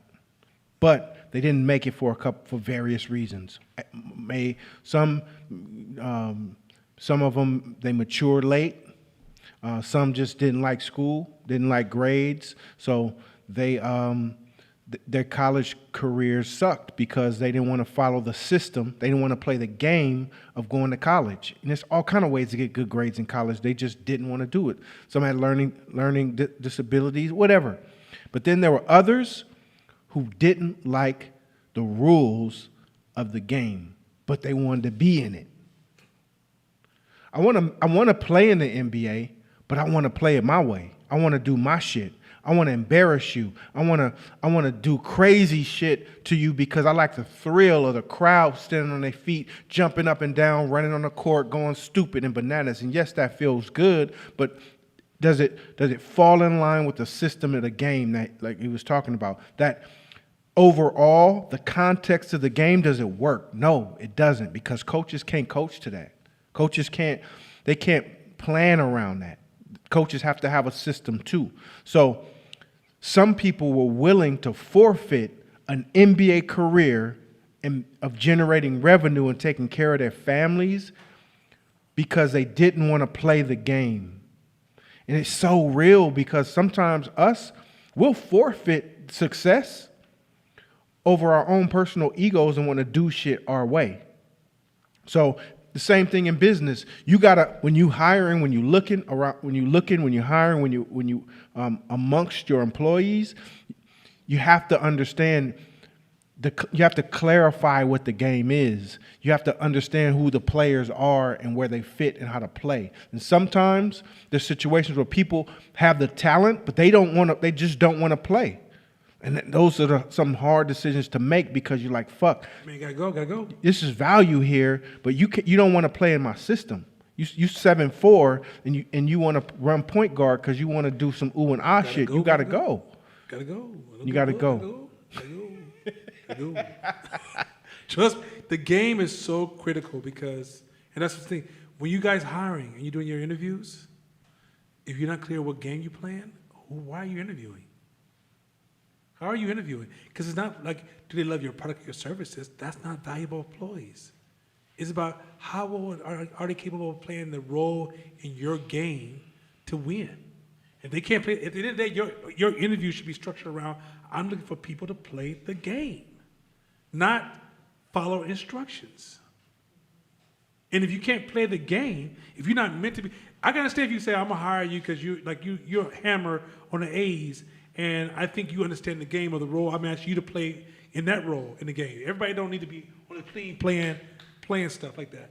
And so the game is a situation where there's different games for different levels of employee, but they all signed up for the overall Oakland A's. And so Hammer was so proud when as a little kid to be on Oakland A's. He might be the same as if you hire somebody who's just a front desk administrator. Are they excited about playing that game? And at the end of the day, if you don't ask those questions, you'll find talent, and now you're caught like a deer in the headlights. Oh my God, I found this great talent. They're so talented. Yeah, but they want to play your game? They say we don't sign up for your game. And if you don't know what that is, then what the fuck are you looking for? Go to the next one. The game can't be created as a device to enroll your people. It can't become cynical if it's to provide your people with what they need in order to come alive while playing it. Go to the next one, because I'm going to go back to that one. Go to the next one. The game has to be real. You have to mean it. The game is a measure of you. How you act in the game establishes how you will be regarded by the other players. If you don't stand for nothing, you should be an entrepreneur. Who in the fuck are you? See, this is where that superficial. Okay, let me help you out. Let me paint a picture for you. You remember those clubs? And it was usually DJed by, say, a Filipino kid or maybe a Latin kid, and you go there, and almost everybody's really pop. It's superficial, and they party in their ass. There used to be a club in San Francisco, I forgot, a long time ago, that was popular. I can't think about it, but it used to be packed. And if you ever went to that club, I went in when I was younger. Like City Nights or something? Yeah, City Nights. City Nights. If you ever went to City Nights back in the days, you go in this club, and if you try to have a deep conversation, good luck. May God forbid. Now, cocaine, sex, weed, alcohol, dancing and party, it's everywhere. If you model your life after those type of people, those people are called employees. They will never be, those people are not designed to be entrepreneurs. Now, some of those people may rise up out of that space and grow and evolve. But if you want to be an entrepreneur who's going to scale a company, that mindset, those people make perfect employees. Because those people are searching. They want to be something. They don't know what to be. Those people may be perfect for your game because they're at that club because they can't find their meaning. And then when they join your company, they become super loyal employees because finally they have something that gives them meaning. Here's the thing, but if you're leading them, you can't be them. If you're leading them, you got to create the game. That means you got to be authentically something. That means you got to go through life asking questions, being curious, analyzing, coming up, this is what I believe in, and this is my why. And this is how I'm going to get from point A to point B, and this is what drives me. And this is why when you talk to me, and you talk to any other entrepreneur, there's a conversation coming for your ass. You can't talk to me about the superficial shit because it just doesn't, that's not how I move. And because the way I am trained to build something, I got to have substance to give substance. You can't be naive. You can't be blind. You can't be narcissistic. You can't be closed off from the world because you don't like people. You can't be disconnected from the reality of what's happening around. You got to pay attention. You got to read. You got to expose yourself. Now you guys start to see how hope is getting, like, now you start to see the purpose of hope as I'm breaking this class down to you. That I'm broadening your exposure of self, broadening your exposure of how to engage other people. Because when you run a company, you don't go in there with a whole bunch of tactics and call them out at a particular time based on a particular schedule. In order to get people rallied around something, you got to believe in something and then point people towards, hey, this is what we're living for, but you are authentic to whatever that is. Where we go wrong is we're going through life playing escapism and we're disqualifying ourselves to lead anybody anywhere. So check this out. This is so powerful because this is how you create your brand. This is part of you creating your brand. So I don't know if you ever watched a Tupac interview. And he was like, I've been all around the world. I've been to Baltimore, New York, but I never learned a game. When I came to Oakland, I learned the game. They taught me game. And they were like, well, what's game? He's like, you can't explain the game. Like, you can't explain it. It's the game. If you haven't watched it, watch it. But what really he's talking about is this. It's coming full circle to the same hood shit we came from. It's because when you package something in a game, you allow others to participate. So, and the beauty of this is in this slide right here, it says the game has to be real. You have to mean it. The game is a measure of you. So before any questions come up later that say, well, isn't that fake or isn't that not? No, the game is you. You're just clarifying it in a way. And you're being conscious about how you curate this game so that you allow your employees and customers to play it, enjoy it, and have fun and want to be a part of it. I used to work for a dude, when I was telling you, like, before I started my company, I worked for one of my competitors because I wanted to learn his game. And so his negotiation skills was so cold. It was completely different than Nana's. He ran this, he was a crazy motherfucker, risk-taking, crazy, cocaine snorting, always putting you in precarious, crazy situations, played crazy, but had like hidden genius underneath it. And so it came full circle one time because he was like, hey, I can't be there, but I need you to go. If you can go to this one factory and just negotiate the deal for me. I'm like, bro, they don't even know me. I only met them one time with you. He's like, look, this is what's going to happen. You're going to get there. You're going to say that you represent me. Y'all both going to trade stories for about 15 minutes about how crazy I am. Once you see him all riled up, because as much as he talks shit, he's excited to work with me. Then just give it to him. Offer it to him. And I'm like, fuck, this dude, he knows exactly the game he's playing. And I get there, and I'm like, oh, yeah, I work with Victor. You work with Victor? Oh, man, that dude's so crazy. Shit, remember that one time he did this, and he fucking got drunk, and blah, blah, blah. And I'm like, I know. And he said, what happened? You know, then it was like, but the dude is a genius, though. Yep, I know. I work for him. Dude is a genius. So let's just do it. Yeah, okay, let's just do it.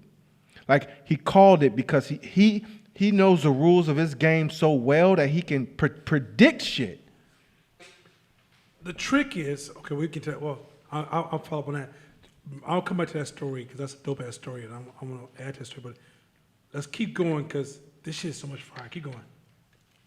Fern is online making so many references to pimping right now, you don't even understand. Fern, calm your pimping ass down. Sound like pimping to me is pimping. Oh, she's insane. Okay, keep going. You're going to make me spit this water out, Fern. Go ahead. Fern. Never figure out what you want your people to do and then try to create a game out of it. If it's to be seen as serious, the game has to come first. What your people do second. So let me be clear about this. Don't go to your office and say, oh, I've seen this game, I think it'll work here. If it doesn't align with who you are and your vision on how to get there, and your discovery. Because part of you getting there is, there's a part of work you got to do where you have to discover what it takes to get there. So let's say if you're running, if I was running Shakina's gym, I will start studying, like, what's the best way to make customers respond? What do I stand for? And why do I stand for this? And what's the meaning of that standing for? And how can I articulate that into something that people would care about, right? And then I start thinking about how when I open the door, why do I open the door this way? Why do I have people come to the door this way? Why do I greet them this way? Why do I start my training with this music? Why do I do it this way? And it's all tied to this story that this impression you're trying to create. And then when somebody comes in my company, I say, this is the game we're playing. We're playing a game of caring. And this is why we care, because people don't have this in their life. And we want to give this to people. This is the gift we want to give by the business we're running. So the way we're going to achieve that, and the way we play our game, is these are these specific details that we engage in to achieve our game.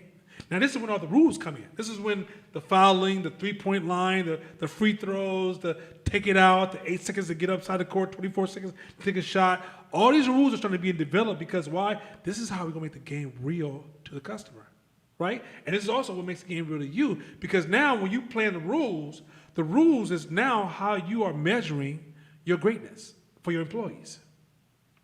So the employee says, yo, I hit all my marks to the highest level, and I'm seeing the feedback from the customers, and I'm being celebrated. Matter of fact, I got a trophy for being the most impactful person in this world. Guess what? That whole thing they're defining themselves by, this whole game they planned to measure themselves by, is a game you created. But the game had to come into existence before they came into existence, not because they came in, not because they are here, you created a game. It's just cold. Next one. Never create a game for your people you're unwilling to play yourself.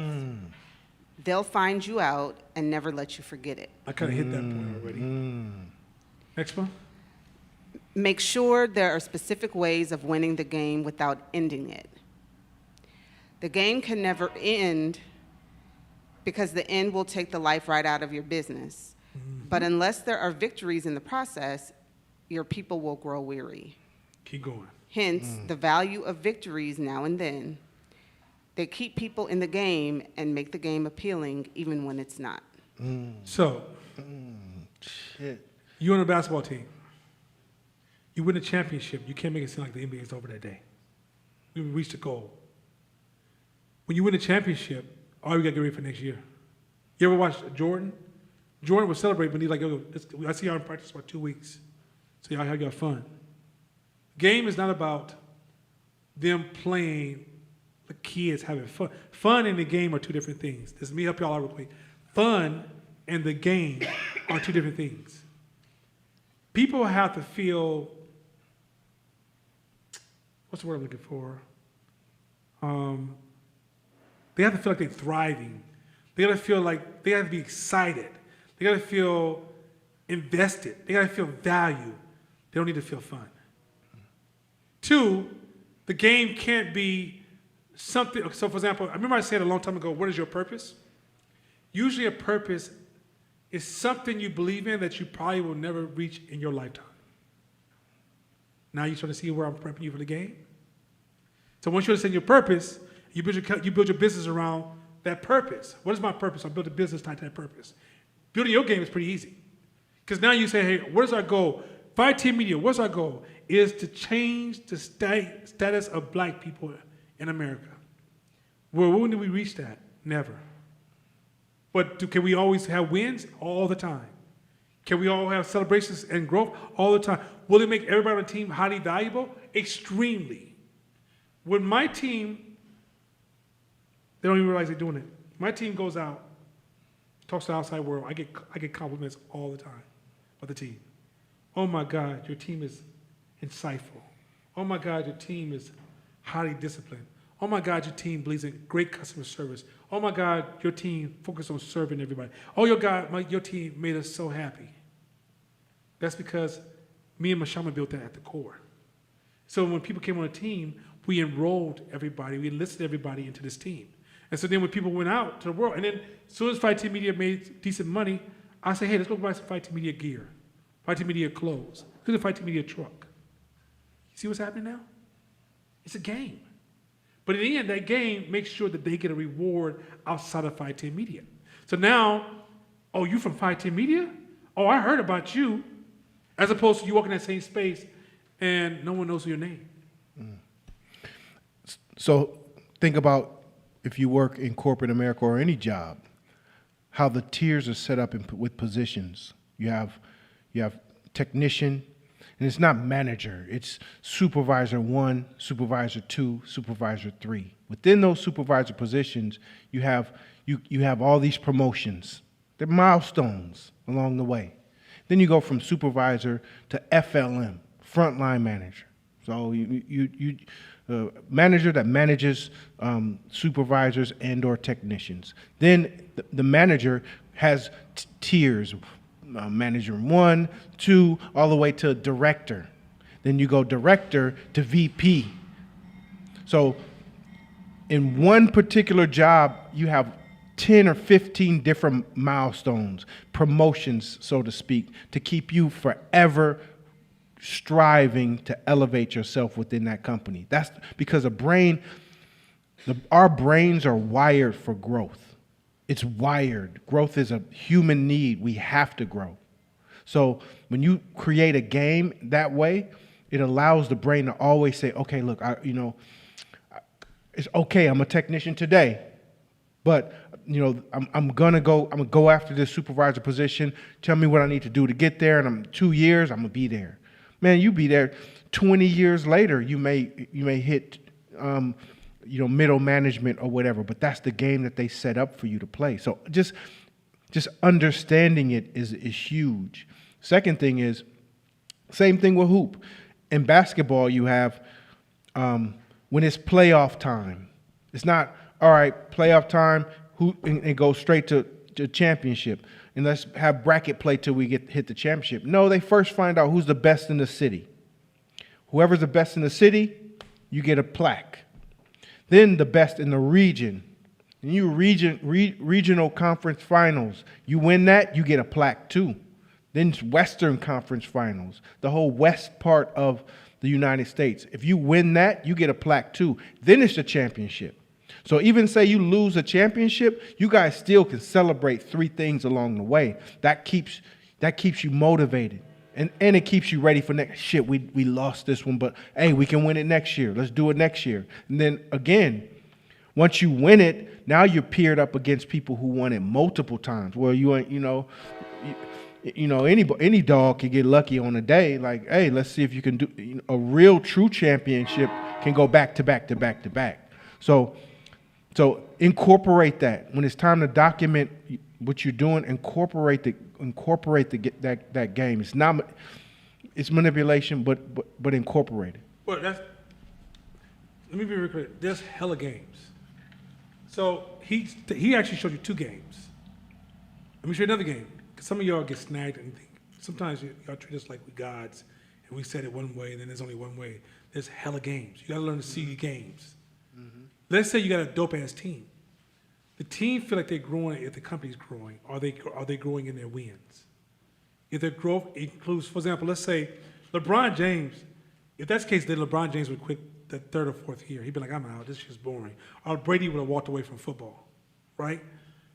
What allows them to feel, now if Brady was losing on a losing team and nothing was changing on his team and every year they came in number 16th in the league, Brady probably would have retired at 34, 35. I'm out. This is just too fucking hard on me, right? I'm not going nowhere. Or you left the team. What keeps Brady coming back to the team is every year he wins, he also has a new challenger. He has new strategies. He has new game. He has rules that change, right? All those changes are all part of the human need for feeling a sense of growth. If the human engages a game and it flatlines, it becomes stale, where every week you just want to stamp, next, stamp, next, stamp, next, then that game is already flatlined. So in the end, you got to change the rules of the game. Sometimes the game could be not 16 tiers, because if you're a small company, ain't no 16 tier. What the fuck is 16? It's 2, right? But what you can do is if the team is having growing experiences and growing responsibility, then to them, they're growing in value. But if the team is like, look, I asked you to put the top on this bottle year 1. We in year 10, and you ain't doing the bottles right. Okay, you're failing that employee. So think about this. When we put black people together, going back to the City Nights example, when the last time you worked for a group of black people and they talked about a game? See where I'm going with this? Without the game, it's hard for black people to work together. You give black people a game, we function well together. That's why when you look at historical games that were played by certain groups and black groups, it worked because they were playing a game. And what happens is that, but if the people who are still running a game by accident don't understand the game and they start violating the rules of the game, they destroy the whole group. And the game doesn't have to be consistent with life, it has to be consistent with that game.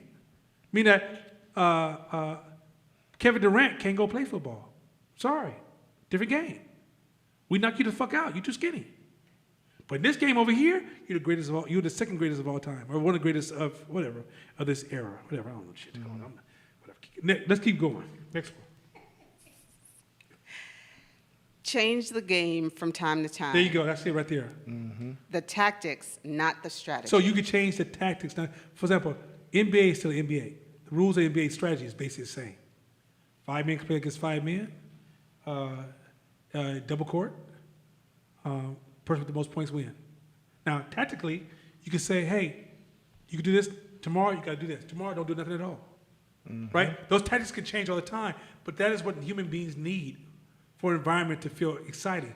Imagine playing the same video game, and like what makes people play Madden for years or NBA 2K for years? Because every year the tactics change, but the strategy never changes. Because sometimes you get players who find glitches in the game, and that's going to happen. It's going to happen periodically.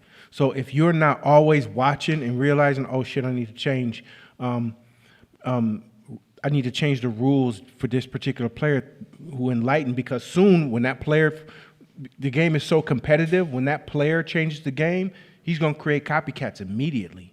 So when in the late 70s, early 80s, you got to knock a motherfucker out in the NBA. Y'all got to square off, punch, fight each other. Over time, when Jordan came, they realized the value of the GOAT effect, and they're like, "Shit, we can't hurt this person because he literally transformed the NBA and brought hundreds of millions of dollars in. And the way we was beating him up in the 80s, we got to preserve him. So we're gonna call it the Jordan rule. Back off." So soon, Jordan and other players start getting different rules. You can't, if you swing and connect, you're getting suspended. Soon, Allen Iverson came, changed the game. Ain't no particular rules about how to dress. I'm gonna come in this motherfucker exactly how I want. Baggy, everything. Over time, their sponsors start complaining. I don't like the way this league is looking. Change the game. Suits and ties, period. Suits. None of that baggy shit. They go back to it. They went straight back to the suits. Yep. Yeah. Had to go to, that was all Allen Iverson. Allen Iverson changed the game again on the court. That crossover was so cold. It was within the rules, but they realized he was killing them so hard that towards the end of his career, they changed the carry rule. They called it Allen Iverson rule. You can't cross that hard. So to kind of make it a little bit fair, even though it was fair in the beginning. So it's your game, and you curate it the way that benefits you, your team, your business, your company the most. Go. Like, okay, when NBA went to China, a lot of rules changed. All sports have changed because of China. China has more people. It has more people. If China spends $10 for a quarter of their market, it's most what America can spend for a quarter of their market. And so China doesn't like to see fights. So NBA, no fights. I don't give a shit. If you just look like you're gonna fight, get them on the court. You know, you gonna kick them in the nuts, suspend them. I can't do this no more, right? Because at the end of the day, so if you're running your company and you see you need to point your company towards this huge opportunity, and again you work well in this direction, you're going to have to change some of the tactics of the game to redirect your company towards a bigger opportunity. And but here's the thing, the way you sell it to your employees is you announce it. Hey, we're changing the game because we have a greater opportunity to have greater impact. And all of a sudden you get buy-in because they're all playing this game. They all want this goal to be achieved. And to say, hey, we was great when we were here, but now that we're on this stuff here, this is how we have to show up. So guess what? We all have to wear uniforms now. And it might be, but because they understand the game, human beings can make that adjustment, and you just get a little emotional time to adjust. But if you don't have a clear game, and you just come into a day, you're like, yo, everybody wear uniforms. Now you violated my personal space. Hey, I feel sensitive. when Court Smith started becoming more professional, I had one of my employees was a homie. He was a good friend, and I was like, look, man, we a lot of clients are coming in here to negotiate, do business, do deals, and we're starting to get employees. We can't say the N-word no more in the office. I don't want to do it. And he was like, what? No more. And he was like, all right. So guess what? Every time, every day, nigga in the office. And there's people in there, customers. I'm like, bro, look, we have to change. You have to be willing to change and grow. Wouldn't do it. We even created a jar. Look, every time you say the N-word, you got to put $10 in that motherfucker. That jar got to be about $400 in that jar. This is Merle. It's Merle. So I'm like, bro. So I'm like, you can't come to the office then. Period. Because you don't know who I'm going to have here sitting on this couch one day and you in the back just doing regular talk. Like, come on, blood. And so, and that's my brother. I love him. But you got to learn, I had to change the game in that moment because I knew it was coming. I knew it was coming because teams weren't just, coaches weren't just hitting us up no more because they were friends or the homies. They're just, hey, we're from Yuba City and we want to do a deal. Like, all right, come to the office. So I know that would put a bad taste in their mouth. So sometimes you got to change the game. And even sometimes your employees may not like it. They got to understand the context of the why.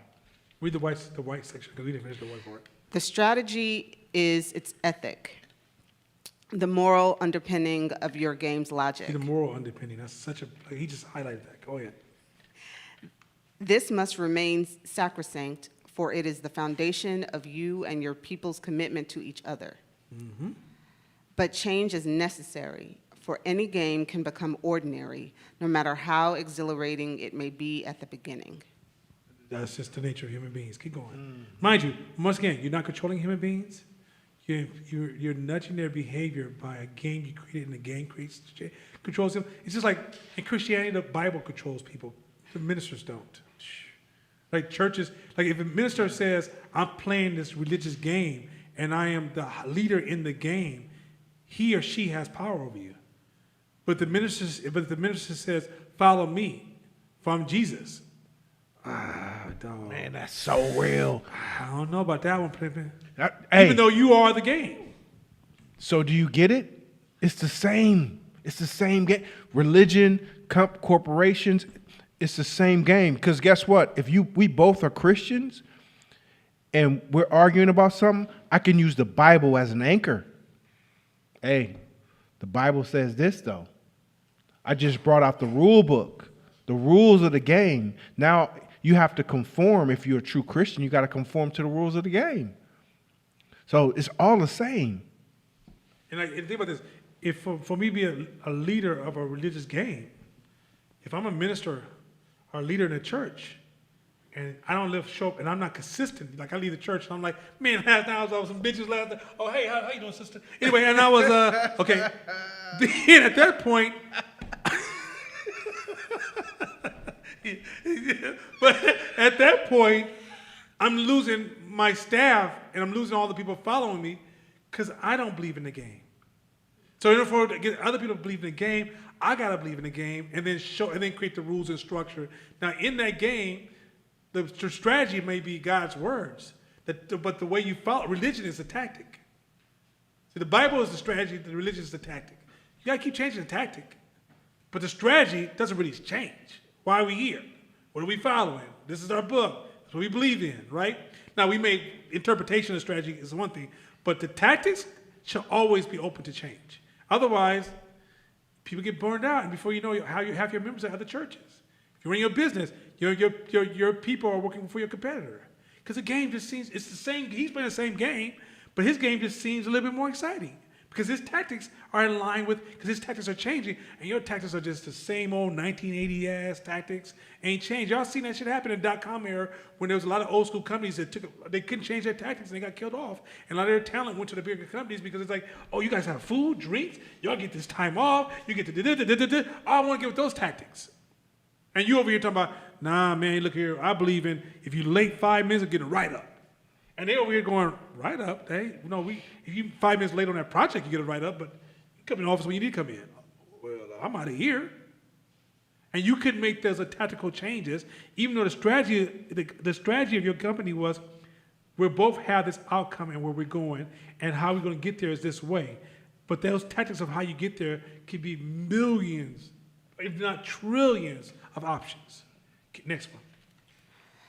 To know when change is called for, watch your people. Their results will tell you when the game's all but over. The trick is to anticipate the end before anyone else does and to change it by executive action. You'll know if you've pulled it off by watching how everyone responds to the change. Not at first, however. You can expect some resistance at first, but persist. Your persistence will move them through their resistance into your new and more enlivening game. Okay. We're going to stop at this chapter on this because we're going to go to Ego's the Enemy. But if y'all don't understand this class now, I don't know what to tell you. You have to be able to read people, make a call, announce a change the brand, watch their behavior, and then pull the fringes into the core to get everybody moving in the same direction. If you operate in the space of fairness, right versus wrong, ego, grandiosity, or any of those other below-the-line mindsets, drama triangle, life is happening to me, not by me, you have just lost your company right here. So it's time to make that. So you might say, well, no, I know somebody who made some money and is running a company. They're just buying time for competition to come take their employees who share a similar story. But they're fragile as fuck. When you find a strong company, they're constantly understanding that the people who are leading are watching and reading people and reading themselves. They're very analytical. They're watching life. They're going past the popular cliches. When I watch black people, and I'm being strictly honest, and mind you, this is a black entrepreneur course. Other races do this shit too, so this ain't. But when I watch black people, and I'm sure this happens amongst every other race, most of the people are not thinking for themselves. They're just copying and pasting other people's ideas, and then taking emotional ownership. You know, that's disrespectful. Why is that disrespectful? Because fuck it is. I mean, even I promise you, hey, I don't trust the vaccine. Okay, it's new, so I understand why you don't trust it. Why don't you trust it? Because Tuskegee, okay, tell me what happened to Tuskegee. Black people got, shit. They did black people wrong. They gave them hell a fucked up ass shot of syphilis or something like that. Something like, or maybe herpes or something. They gave them something. Your ass don't know, do you? What year did it happen? What was the situation? Was it all doctors signed up for that? Was it a small group of doctors? What was the motivation? What was the reason? Do you know any of that shit? No, you don't. You just copy and paste in your whole motherfucking life. Well, when you're managing people, you can't copy and paste your way through that no more. You gotta see. You gotta see. So when you have employees, if you're not practicing seeing, you're preparing for failure. Hey, so that example I gave about my employee, it wasn't a blind side. I'm sure he gave me signs throughout the year. I'm sure. It just don't happen. I'm 100% sure he gave me signs, but I was such in my tunnel in terms of trying to keep my company afloat. I didn't see or pay attention. I was like, what? Same thing in a relationship. If you just all of a sudden, listen, I want to break up. I just can't do it. And you're like, but we were so happy. No, motherfucker, you were happy, but you were in a tunnel and you didn't see any of the signs. So the trick for this, and it says it, is if you want to anticipate, you observe. You observe. You watch your people. You see how they respond. You see microaggressions, how excited they are, how like It's easy. It's easy when you can watch them if you're paying attention. That's why all the stuff that's been taught in this course up to this point, working on your business, in your business, it allows you to watch your people. But again, we're gonna go into this next. But if your ego is out of control, and it's about you, and you're playing this right and wrong game, it's hard to see.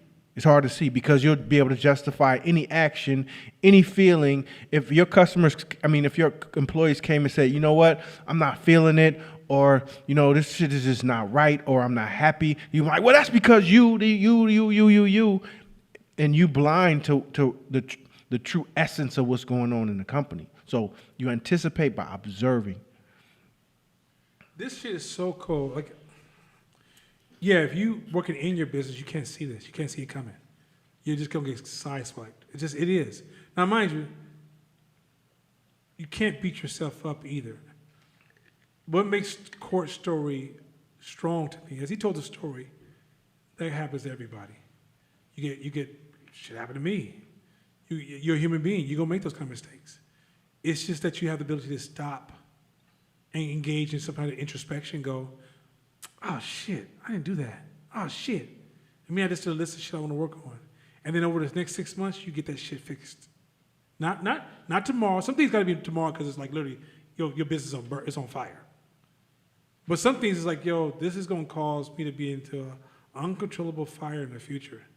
This is where and radical responsibility allows you to see these things. If you don't have radical responsibility, like he just said earlier, you're gonna miss all these cues because you're always blaming and looking at what other people have fault, and you're a victim of all these. And the reason I couldn't help you out, because look, at the end of the day, my business was suffering, okay?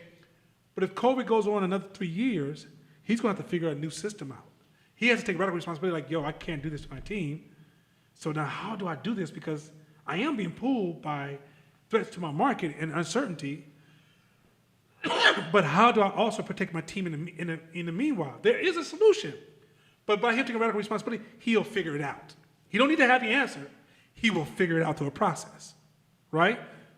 But if you're in a space where you're always talking about what's happening to you, you're missing your cues to develop a story, and you're missing your cues to create a story, and you're missing your cues if the story's even working. And so your ability to be analyzed and step back, and that's why when I said, hey, y'all need to come to peer talk, or hey, y'all need to start talking to your peers in this class. Hey, y'all need to come to class, period. It's so you can have time to sit back and go, damn it, that's what I didn't work on this week. Or, damn it, it was me. I was tripping on some shit. And then you go back and you work on some shit, right? Whatever solution you come out is your combination to your game that works for your strategy. This is why you don't come to this class and learn a whole bunch of tactics. Because there's too many fucking games. When you realize how many games there are, you can look at baseball and look at their tactics and strategies, look at football, see the games, and you look at basketball, you realize they have some similar tactics and strategies, but they have a whole bunch of shit that's different. Because they play in different games. You go to corporate America, you talked about with the 19 tiers, and then you go to like a small team of 10 people. Different games. X game is totally different than basketball. Right? UFC is totally different than fucking baseball. So if I came in here and tried teaching UFC principles, I'm shutting out all the... So what I'm trying to teach you is how to think. So that you know how to develop your game. That's why I said this class is about how to think. I put that in all my branding and marketing. Once you learn how to think, you can see the game that's in front of you and go, okay, this is where I need to be paying attention. This is the state of mind I need to be in. These are the models I need to use to discover my game and design the game for myself. So I've been empowering you this whole time to see the game and what roles you have to play to empower yourself in the game. Yes. Do you also understand why we smash so hard on people who say, well, I want to start 2 businesses at one time, or can I run multiple No, motherfucker, no. Do you understand how complex this shit is? And just one, you have to create a whole ecosystem, a whole game around your business. The X's and O's of the business is one thing, meaning getting good at creating a widget is one thing, and that takes work. But creating a complete ecosystem, a game, internal and external, is a study. It's going to take everything you got. So why the hell would you think about adding another ecosystem to that? That's like I want to make Earth and then I want to make another planet next to it. Like what? That's why it's so preposterous. This is one of the reasons. So, any questions in-house? Is there any questions? Because we should just step down. Is there any questions online before we jump into ego's enemy? Because it's going to be, okay, no other questions online. We're good. Any questions in-house? We good? Cassandra, you good right there? Because I can tell you got, okay, good. Shakina, okay, you can go, just start talking. Who cares? Shakina can't be on the camera this time when she asks a question because she's holding the readings for Shabisha, and I think Shabisha stepped out to powder her face. Is that how you say it? I had to step out and powder my face. So anyway, go ahead. That's an old 1960s saying. Marquita's like, what the hell? I wasn't even born then. That's okay, Marquita. That's okay. Ask your mama. Anyway, go ahead. My question was, so how do you create a game for your family or for your kids to buy into? Like, I think I have an understanding of how to do it for my company, but... Same way. But the game is because, remember I said earlier, is how you show up to that game. So does your life live by a game or does your life live by pleasure, joy, escapism? Like, do you have a reason? If somebody asks you right now, why are you here? And then if I say, well, then why you do this over here? Can you tie that back to that game, or is it just an inconsistency all over the place? The consistency of how you show up becomes the game that you're trying to pass forward, and then you apply the same tactics in the household to create that game, right? But the game has to be owned by you, not looking at them going, I want my kids to be successful, so I'm going to create a successful game for my kids. It's like, do you believe in success for yourself? Then how can you be authentic to that game? And then the game is, there is no particular rule, like, okay, this is where the complexity comes in, and this is what Ayana and Shakira is constantly working on, which is what is the tactics to create that particular game, right? They're looking at what are different tactics you can use for, like, are we going to use a ball, or what's the shape of the ball? How many seconds should it be in? Like, those are tactics that parents kind of talk through, and that's kind of the whole parenting industry, right? But the very core where parenting falls short is they try to come up with all these rules with no game. And so the kid gets older and they come up with their own game because you didn't give them a game, right? It's like, and so in the day, it's like, you got to believe in something. You got to believe in something. Otherwise, you're asking your child, like, where you want your child to go? What's the why? And I get it, like, 1 to 7, or whatever, 1 to 5. It's just making sure they don't kill themselves and making sure that they work on their basic core values and beliefs, right? That's the core. Are you happy? Love, tension, the things that really matter, but because those things are critical. I would almost argue that based upon the math, when the hikes in crime is not necessarily just tied to the economy. Based upon research, one of the hikes in crime may be tied into, there was an era in the last 20 years, or last 25, 30 years, where there were a lot of black kids running the streets without parents because their parents was on drugs, or fucked up, or gone, or whatever, and they were out there like raising themselves.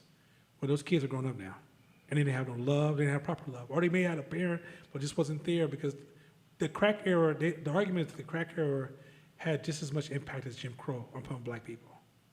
And it's funny, we don't talk about that. The math says it literally had the exact same impact as far as setting us back as Jim Crow. And yet, we don't have that discussion, and our babies grew up without love. And when a human being grows up without love, they're way worse than a person who decides to be mischief teenager that has love. A mischief teenager that has love may ring your doorbell, play doorbell ditch. They may put a firecracker or bust a window throwing rocks or something like this. Okay.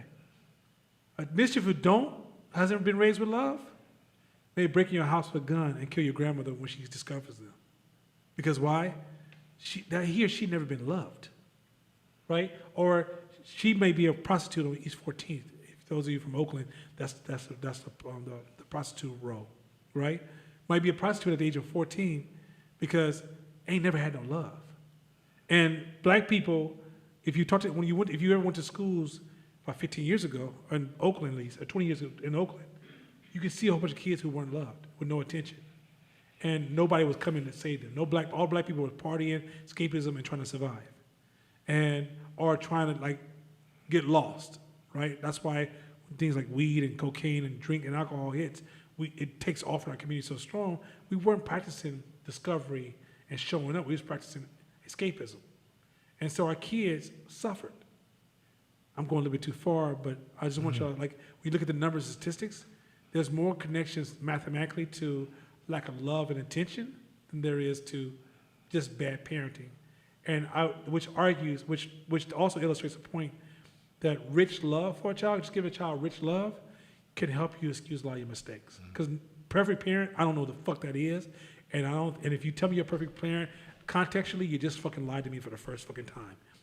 But one of the ways that you compensate for mistakes that you're going to make, guaranteed to make, and you probably already made a hell of a lot of them, is love and attention. It trumps all. Yeah. Yes, same way. It is a game. You play the game with your child. Like how a lot of us were raised reactive. No, don't do that. No, don't do that. If I tell you one more time, I'll beat you.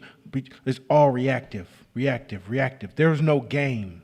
It was just reactive to what not to do. But you didn't even know what the rules are, what to do, or what the prizes were, or what the paradise at the end were. You didn't know.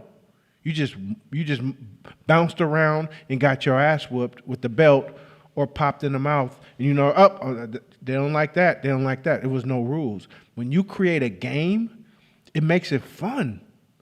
Sometimes, even knowing this, and I've tried so hard to do this with my daughter, but sometimes I'll get in a rhythm because I don't feel like it. No, just come on, just stop doing that. And I'm like, oh, back up, and let me engage with you and start playing with you and get into your own psychology as to why, and making it fun. Can you download more games for me? Can you download more games for me on the iPad? Like, shit, I'm not okay, here's a game. You write me a word. Every time you write me a word that you haven't wrote me before, I'll get you a game. So she's sitting there like, oh, shit, I know cat, hat, bat, sat. Fuck, I don't know no more words. Yeah, you do, because you speak English. So sound out some shit that comes out your... So now she knows how to write hella words because she's always hitting me up for games. So it's like trying to make a game out of anything and teaching her it's okay to fail. That's a rule. Nah, failure is good. That's a rule. That's the rule to our game is failure's good. I listened to a talk by John Barry, whatever his name is, the guy who invented the underhanded free throw, who played for the Warriors in the 70s, Rick Barry. He was like... That's my age group. Yeah, Rick Barry. So he had 3 sons. He was like, quiet as kept. We weren't that athletic. We weren't that athletic. He said, but at a very, very, very young age, I set in my mind that these 3 boys was going to be professional athletes. So I created games from the jump. Everything was a competition. Fastest one to do this, fastest one to the car, fastest one to this, strongest one of this. And I just made it all competitive. So competitiveness, that athlete energy started very young for them because he psychologically programmed them to be athletes. Now, that was his choice. And guess what? All 3 of them were in the NBA. And that's a hard feat to make. So his games worked. Now, are they good people or are they socially responsive? That shit I don't know about. But in terms of the game he played for them, it worked for him. So this is we ain't going to be perfect. And like you said, the beautiful part is you can infuse love around all of it. Because love, it covers a multitude of sins. That's in the Bible. So if your child feels loved by you, then the mistakes you make as a parent, that'll get dissolved. And I don't want to reduce parenting to a game because there's so many other things, so many layers to it. Human beings are complex, and it's really a crossroad of multiple things. But I would argue that you have more impact by just like similar to the Bible. A pastor has no power over his people, but he has power over the game that his people are playing. That's the power. So people say the pastor says, if they seen him as just a human being or her as a human being, they may get smacked. But when they all sign up to the game, they humble themselves to the game, not them. And so once you understand the power of the game, it's the ultimate parent of the room, because human beings, that's what we gravitate towards. And let me just clear one thing. The game doesn't always, I don't want you guys to think the game always has to be fun. It doesn't have to be. It just has to be rewarding. Sometimes hard work and going to sleep and just know you finished, but none of it was fun. It's rewarding. I jumped out of a plane the other day. Me, Silence, and Shakina. That shit was scary the first 7 seconds. I thought, oh my God, where's the brakes? But the thing is that, hey man, at that minute I was like, man, fuck birds. Anyway, put this. And so, but the thing is that I was scared the whole time. I jumped the whole time. And when I landed, we had a hard landing. I bounced on my ass. I said, hold on, Mike. Hold on, Mike. I thought I was supposed to land on top of you. That Asian dude pushed me off of him so fucking fast. He hit the ground, let me hit my ass on my own, right? My ass hurt for 24 hours. At that point, I wish I had a butt like a stripper, because my ass hurt. I hurt. Anyway, my point is this. I'm sidetracking off. I got jokes. Anyway, point is this. When I landed, that shit was so thrilling. But I can't be honest with you, it wasn't fun for me. It was scary. It was the most thrilling, most exciting, one of the best things I've ever done as far as thrills. But I promise you, going up in that plane was a deep introspection of what the fuck are you doing, bruh? And this little Asian dude who had poor English, I'm hoping I didn't miss any instructions, because I can't understand what he's saying. Wonderful Japanese dude. Matter of fact, Japanese are one of my favorite Asian groups. So I love this Japanese dude. But I just understand what the fuck he was saying. So this is a bad time for us to have a communication breakdown, because I'm scared as a motherfucker. So everything's on trial. And then what happened is, they didn't even do the countdown, 1, 2, 3, jump. It's like they slide you to the door, the cameraman says, smile, you smile, and you go. I said, hold on, pimpin'. Hold on. And then when you falling, you don't fall like, that's like Geronimo, and you feel like you get control. That's a control thing. You lose, for 1 second, you like, holy shit, oh my God, this is so fast, I'm gonna die. And also you like open your arms up, you're like, okay. And then you hit the parachute, you're thinking, okay, the parachute worked. Okay, God damn it, that shit worked, right? And then you're going, I still gotta get way down there. Okay, and I'm scared of heights, bruh. And I'm thinking, and he's like, you want to fly around? I'm thinking, nah, I just want to go to the ground. I just want to get down. He's like, no, do this way. I said, okay, Mike, I'm going to go down now, right? And then this dude, so we get close to the ground. I'm thinking, okay, we're going to just choo, choo, choo, choo, to do. This motherfucker said, choo, choo. So, nothing exciting for me. No fun. The thrill of it when it was over, he asked me, as soon as I landed, I promise this is a true story. He said, yeah. The photographer runs over to me, and first of all, I'm laying on top of the dude like this, my ass hurt, right? I'm thinking, this shit hella hurt. I know cats can't fall like this all the time. This can't be right. But I realized I'm laying on top of a man. Now, between me and you, first time ever, never laid on top of a man like this, right? So I'm laying on top of a man, and I realized as I'm getting as I'm coming out of like as being stunned, I look at it and realize this Asian dude has a camera looking at me, and I'm laying on top of another man. So I hurry up and jump up. I'm like, okay, hurry, fight. Mind you, my ass is hurting and I'm still in shock. He says, Ben, now that you done jumped on a plane, what you gonna do when you get home? I said, I'm gonna take a motherfucking nap. I'm going to take me a nap. I don't give a shit. I'm taking me a nap. And everybody looked at me like, you hella old. Look, man, hey, I don't know about y'all. This shit done wore me out mentally. I need to go give you a whole get a nap. And ask me what I did when I got home. Took me a goddamn nap. Why? Because I'm older. I don't do that shit. But I promise you, it was one of the happiest days as a result, not during the process. So when you work with your kids, don't think, I gotta keep them having fun. They gotta feel like they achieved something or a process has to, so they can have all the fear, all the discomfort, and when they pull the parachute, men, I'm telling you, hey men, I don't know about y'all women, but men, it grabs your stuff, man. It grabs your stuff real hard, and at that point, man, you're like, hey man, this ain't fun. Like if I was floating down on the couch, it's one thing, but that shit said yak yak, and mind you, Last time you get pulled like that is when somebody pull your drawers when you're in junior high or your elementary, your big brother or somebody, or big cousin, grab your drawers. I forget what they call that, right? Wedging, right. It's a wedging experience. You're a grown, I'm a 54-year-old man having a wedging experience. Do you understand how discomfort? Oh, let me share this one last thing. We in the plane, and dude said, slide back. I said, okay, so I slide back. And mind you, it's very uncomfortable because you have to sit between another man's leg. He said, no, sit on my lap. I said, come again? He said, sit on my lap. So Silas hears the shit, and Silas is sitting right next to me, and he starts to crack up. He's like, I know nothing about to sit on this man's lap. But at this point, it's your life, so at this point, you being compromised, right? So I'm sitting there going, I can't believe I got to sit on this motherfucking man's lap. So Silas is about to laugh, and the dude's like, sit on my lap. Silas, this is some bullshit. So me and Silas over here being, so that is not fun, brother. I'm sitting on another man's lap at the age of 54. My mama told me as a kid, you are not allowed to sit on men's lap. At 54, I am sitting on a man's lap. Bruh. It was not fun, but it was exciting. So that gives you an example of games don't always have to be fucking fun. Anyway. Ladies, you don't have to worry. It was fun. Oh yeah, ladies, yeah, I do what y'all want to do. That's just for guys that sit on the lap stuff is just it's sexist. It's partially racist. It sodomizes masculinity. I'm gonna come up with all these terms. I'm creating my own social justice movement. And if you ask me this shit again, I'm gonna cancel you.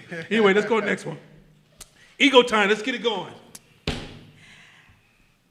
Let's count Rockefeller as maybe the only man in the world to say that and then go on to become the richest man in the world.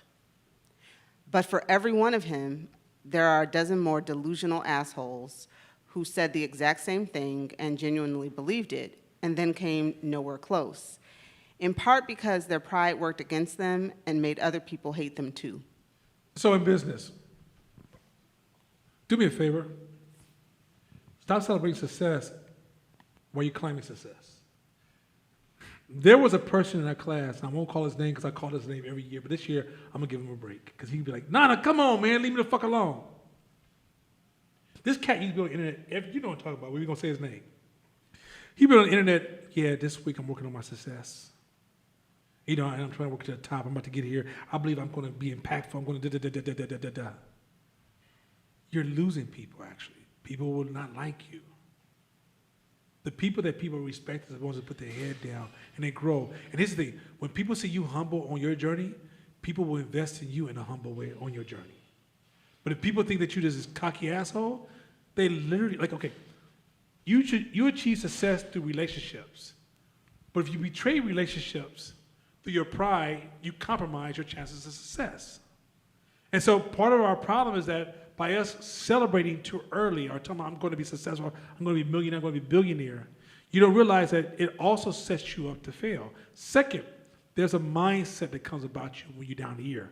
When you buy into success by resources down here, what it turns you into actually takes you from, it disables your ability to achieve success. What you'll find is that most people who achieve success, after they get past a certain point, it's not about the success anymore. It's about how they're showing up in life, going back to playing the game. But if think about this, if you hire a group of employees and you want to build your business, and all you're talking about is, I want to be a millionaire, and that's the game you want them to play? Nah. What for? Nah. Money, like you said, money's not a motivator. Scientifically, our brains aren't even wired to even understand the concept of money. It's a piece of paper. It's a piece of paper. You pull out some bread, you'll see it's just a green piece of paper with a dead president on it. It has really no value in our minds. So we haven't evolved yet. Very few people can look at money and get excited about money. Very, very, very few people. There has to be some context behind it. It has to be some purpose. It has to be, what are we going to do with it? Why are we here? How are we going to impact the world? How much do we need to make this impact that we want to make? That's what gets people excited. Next one. Hey, Dipset, Dipset, Dipset. Vain men never hear anything but praise. That's exactly why we can't afford to have it as a translator. Receive feedback, maintain hunger, and chart a proper course in life. Pride dulls these senses. Or in other cases, it tunes up other negative parts of ourselves: sensitivity, a persecution complex, the ability to make everything about us. Okay, this is a lot here. Let me start in the middle and I'll work my way out. Do you realize that your conscious brain only exists, it only knows it exists through feedback? Without feedback, you can't even feel your existence anymore. You know you need feedback to feel alive? Do you realize how much you're killing yourself by avoiding rich feedback? And because you seek out feedback to only receive praise, which dulls you, which makes you ignorant of the world around you, which makes you to the point that you're back to the City Nights, the club you used to call City Nights, what was it called? City Nights. Yeah, you're back to City Nights mindset. Yeah, you City Nights, that's all they do. You fabulous, oh my God, he's popping, oh I love you. Like you can't say, yo, why'd you wear that shirt? That could literally start a fight. You gotta come from a space of, I gotta praise you, and if I don't have anything good to say, don't say anything at all. Because you're hating. That whole need to keep the hating idea alive won't exist if you want to become powerful. You got to receive all the feedback. And the feedback is stuff what allows you to see the world around you and make the proper calls, know when to change the game, see what's not working, see if your ideas are really manifesting itself or they're just bad ideas. Number two, it says maintain hunger. When you don't get when you get to the point where your pride is high, your hunger will die. When your pride is high, your hunger will die. Shout out to Jesse Jackson.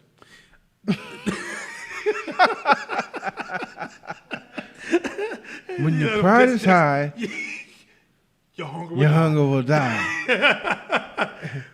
When you have high pride, there's no substance there. Your brain needs feedback to stay alive. It feeds off of feedback. There's no substance. So if I'm always praising you, it's going to become boring. You need a challenge. You need to know what's not working to keep you alive. If every day Fight Team Media did everything perfect, everybody would quit. What makes us work hard is the challenges that are always put in front of us. And what makes us feel good is our ability to overcome new challenges we've never seen before. So if you got people and everything around praising you, it creates this illusion and it puts you in a world that then when things happen, things are happening to you, not by you. Because it's all positive. Next. It dulls the senses. I think I illustrate that pretty well. At some point, you won't see anything. But let me go to the next one. In other cases, it tunes up other negative parts of our self-sensitivity. So it gets to the point that we're a little bit over-tuned and sensitive. See, you get so used to being praised that if I come along, I'm like, oh, I don't know if that makes any sense. Well, what do you mean I don't make no sense? That wasn't even a hard phrase. So when you have healthy feedback and I go, that doesn't make sense, I'll be like, oh, what is it you see? But you were afraid, your sensitivity is so high, you instantly throw up a wall, and guess what people start doing at the wall? They don't want to talk to you because you got too many walls. Mm-hmm. So when people see you have too many walls because you have too much pride, then all the brains will just walk around you. They will watch you burn in the fucking fire and be like, nah, until she scream, I'm not going to help them. Mm-hmm. Hey, if you ever wonder why certain celebrities, some of them may have already been beautiful, but they start on a plastic surgery run and they just keep going and keep going and keep going and keep going and keep going and keep going beyond the stuff that they wanted to fix or, just spruce up and tune up because they get the high of the praise from it and they figure, well, if I add this, I'll get more praise. I add this, and then it's almost like, damn, this looks like a Muppet character. Like, it looks like a Muppet character. Do they see that? But they don't. They don't, because in their mind, they're here. And so from an objective eye, it may seem strange, or it may seem way overboard. But when you get caught in that cycle, that cycle of needing praise and praise only, and everybody else that says anything else is a hater, that's what you end up. So that's a visual representation of what you look like, but that's also how your business will be, or that's how your relationships will be, just like that, or your friendships will be, or how you raise your children, or how you feel about yourself personally. It's the same. That's only something you can see, and we can talk shit about that, but really it's the same. And here's the thing. Here's the one I love. A persecution complex. To make everything about you. A lot of depressed people fall into this space. So when a lot of people are suffering from depression, they only want to hear praise. They want to hear their pride. They kind of develop this pride of who I am, what I am, what they believe in. And then they get so sensitive that when they're challenged, they turn into persecution. They get advice as persecution. So I say, hey, let me tell you something I think you're doing wrong about your business. You somehow will make it about you being persecuted more than it's about the business having a problem. It's like you can't hear negative stuff without somehow persecuting yourself. You can't even hear resistance. If I just tell you that day, I don't want to be around you, you see it as personal rejection. You don't see it as just that day, I might not want to be around you because there's something going on with me. Like people can't be human around you because at the end of the day, you got a persecution complex. When honestly, it ain't really people around you. Because, first of all, when you get in a healthier mindset, let me share something with you, that for those of you who are trapped in a depressed state. Most people don't give a fuck about you like that. Cut it out. That's my moment of wisdom. Most people don't give a fuck about you. You know, the government trying to conspire. Your broke ass, you think we give a fuck about you? No. But if they don't even see your broke ass. No. You are considered noise in mathematical management of a society. No. They give a fuck about you. And when people give you comments or compliments, a lot of times people be like, I'm mad. Motherfucker ain't about you. But when you have a persecution complex, it's really easy for you to assume that everybody's trying to persecute you. Even with white people, one of the reasons we can't unlock, remember, the same consciousness that create the problem cannot solve the problem. A lot of times we're talking about white people persecuting us. It ain't about us. It's about them. They said the KK is a broke white male who's feeling fucked up. He ain't coming for you. He's coming for himself. You just give him valid. When you say, "Oh my God, the KKK," and they have a hood rally, and you're like, "Oh my God," you know how good you made that person feel? We don't realize how much we make things about ourselves, and it's just not. It's just fucking not. A lot of times, like I can't tell you how many times I've been around depressed people, and they accuse me of persecuting them. And then when they come out to their depression, it's not, "I'm so sorry. It was me the whole time." I know. Or egotistical people come to my class who got an ego in 25. "Now I used to hate you." Whoa, Oh, shit. I know. Because in the end, you wanted me to say you were great. You didn't want me to tell you your shit stinked. Even your bank account didn't even stink. Your bank account was Chernobyl. That shit was so toxic, no money ever went there. And your punk ass mad at me as if I took the money out your account. And when you tell me, "No, I'm suffering," I say, "Well, man, you're suffering because you suck in these areas." "What? Well, everybody else think I'm cool. I don't understand why you would say that." Well, is everybody else spending money with you? Because your bank account said nobody is. Oh, shit. That's 100. That's the shit I deal with. I promise you, the shit that people say to me sometimes, I'm like, "Oh my God, if you just heard yourself." And here's the thing. I was telling somebody today, I was telling Shabisha, I said, when you're managing during COVID, you have to look around the corner. So when you look around the corner, you have to make calls on things that you don't have evidence for.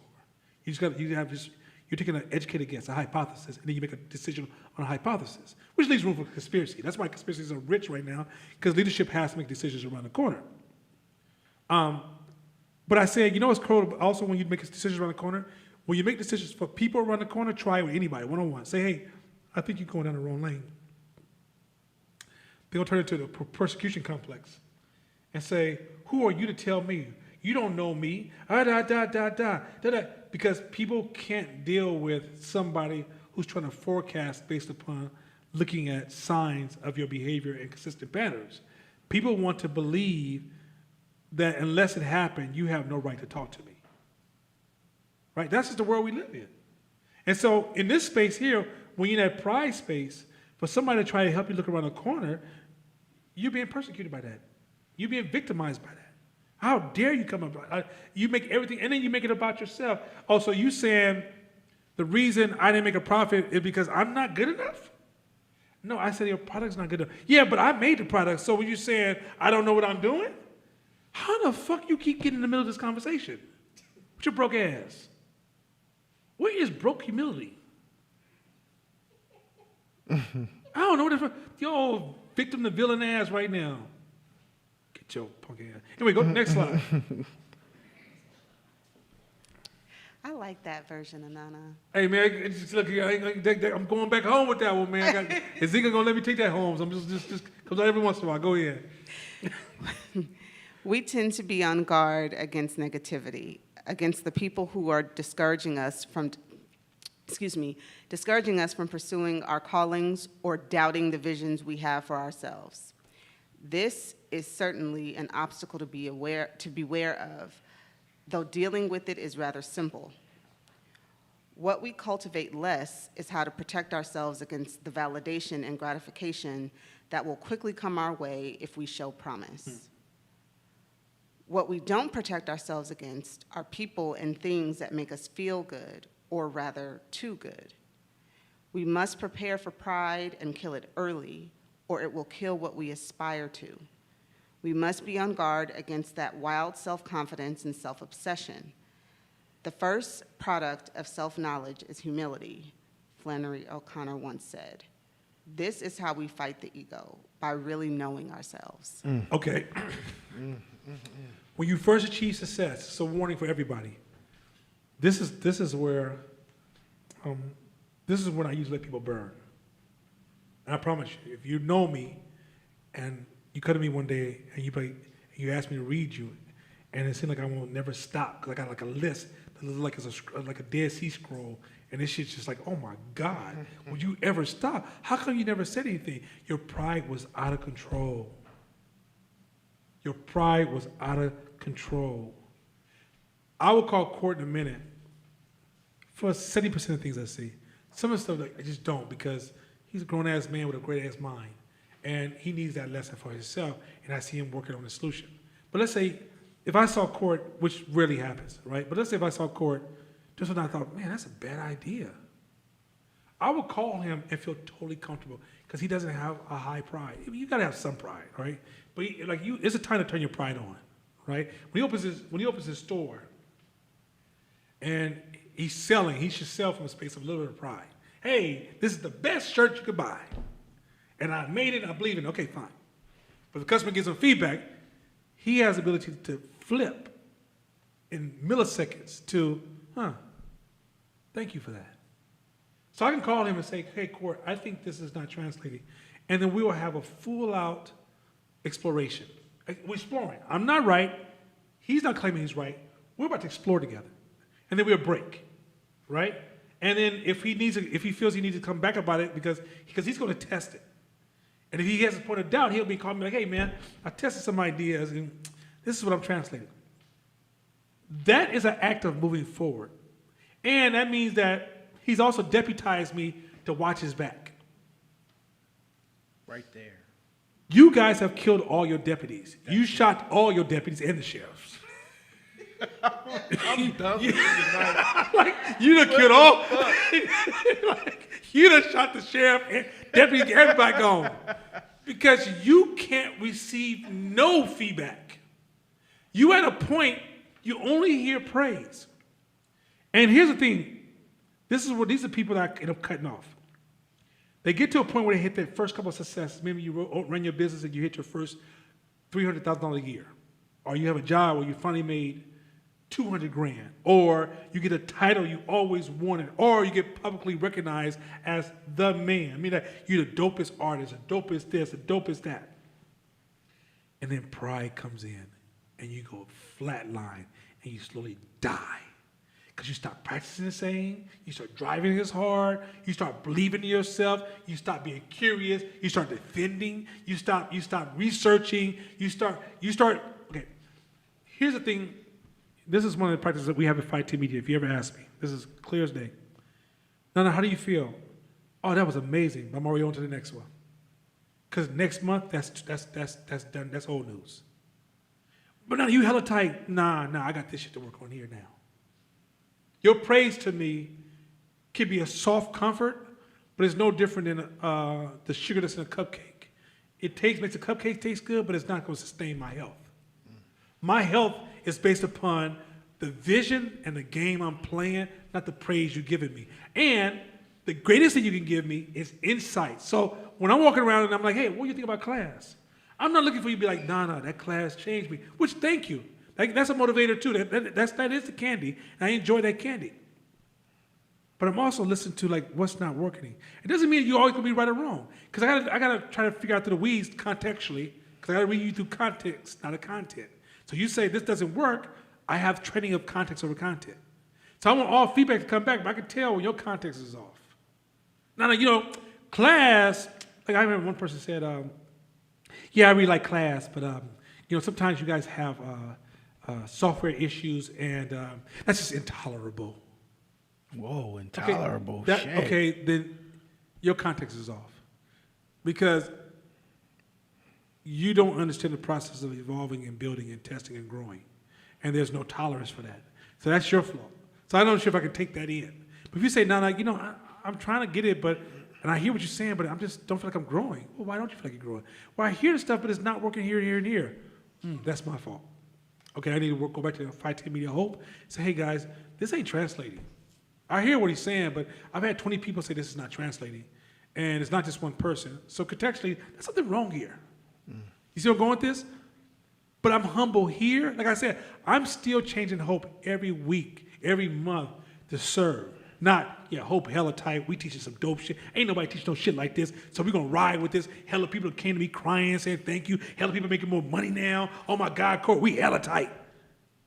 Then we would die. No. We instantly die. It's like, okay, Court, this person made money, but they're not a billionaire, and this person's not doing what they're not as strong as they want to be, and this person's over here struggling. What can we do to be a better support for those people? Tear the pride down. Pride is one of the, if you make your first fucking million, because million is a buzzword in our mind, pride is coming like a flush in your brain you've never seen before. Like, if you ain't never had a million before, you get that first million, you're gonna look at that check or that bank account. You're gonna, like I remember the first time I hit my first million, I must have went to the ATM about 5 times. I need to print out what's in my account. Okay. I need to print out what's in my account.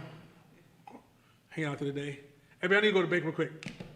It's still there. This is a motherfucker. You start talking different. Excuse me, sir. Can I help you? My name is Nana Kofinti. What do you need? You need something from me? How you gonna tell me what the fuck about business? You better Google me, motherfucker. It's such am I lying? Is that shit cold when it hits you? Because your pride goes like, it's almost like if pride smoked crack, you are in a crack factory with powder all over your motherfucking face. Lit to the highest level, like, I love who I am. And all of a sudden somebody comes to you and say, hey, can you turn it down? You're like, you talk about turn it down, baby. I can't turn this down. It feels good. I told y'all what I did. Y'all know the fuckery I did. Shit. Hey, he had powder in his eyes. He could see shit, right? What I'm explaining to you guys is that, but what allowed me to force myself off my own fucking mountain is I knew that was a trap. I know that good feeling, that sense of feeling justified, that sense of feeling accomplished, that sense of, hey, I'm somewhere I never even planned on being.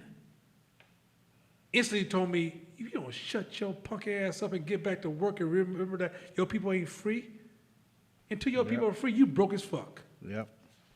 Literally, that's how I act. And here's the thing, I don't give a fuck how many books I read. I still don't know shit. Pride tells me, because pride will have you think you know some shit, because one time you went to a room and had people from Harvard and Stanford going, I ain't never heard no shit like that before. It's fascinating. The first thing you have to say to yourself is, oh, that was cool.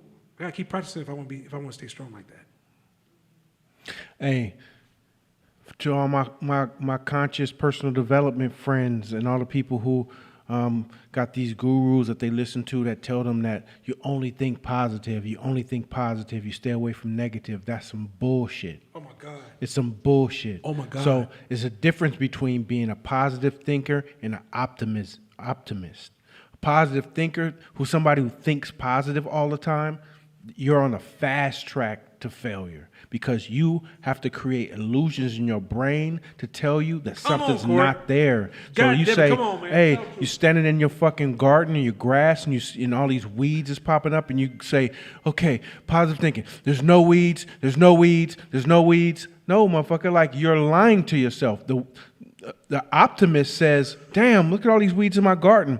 What do I have to do to get rid of them? What do I have to do? What's the best way to get rid of these weeds in my garden? I know I can do it. I know I can do it. Even though I never done it before. That's optimism. Come on, man. Come on. Fuck the positive, because once you have a good relationship with quote unquote negative thinking, that can allow you so much juice, because it goes back to what this man said earlier. The same thinking that created the problem will have a hard time finding a solution. So guess where the solution comes from? Your blind spots. So what's the blind spot? Obviously, it ain't no positive shit that's inside you. A Come on, blind man. spot Come on, is man. somebody saying, hey, that's fucked up. Give me a C. Give me an O. Give me a U. Give me an R. Give me a D. Go Court. Saying, hey, that's fucked up. So if you've trained everyone around you to not do that, you're on an island with no food, no food. Come on, man. No animals to kill, no Come weapons, on. no nothing. Come on. This is our last slide. The next one's gonna be our last slide. But man, I'm riding with him now. I'm in the back seat with my water gun, waiting to wet somebody. Come on, let's go. Next one.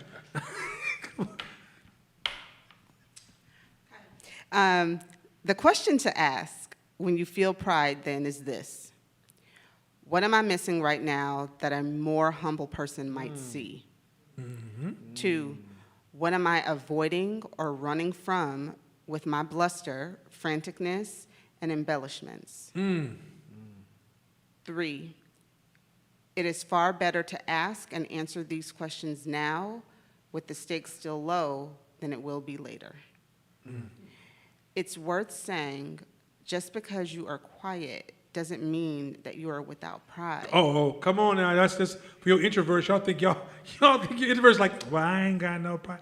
I don't say nothing. Keep going. Privately thinking you're better than others is still pride. It's still dangerous. That on which you so pride yourself will be your ruin. I'm gonna hit something here. And me and my wife started working on this about 2 years ago. I think we have to. He murdered them.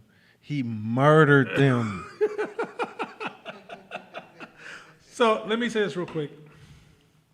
And we'll stop here on this one, but I want to hit this one real quick. So, me and my wife, about 2 or 3 years ago, that's wasn't 51 or 50, maybe 50. So it might be. I'm really bad at years. It might have been 49. Shit, I don't know. Fuck it. Might have been 5 years ago. Fuck it. Don't quote me, fool. I ain't saying shit. But about 5 years ago, roughly, me and my wife's like, yo, we gotta lower this gossip and shit. We gotta bring this gossip. We gotta get this gossip out the household. Gossiping is something you would say about somebody that you can't say to them. Gossiping is something that you would say about somebody that suggests you're greater than them.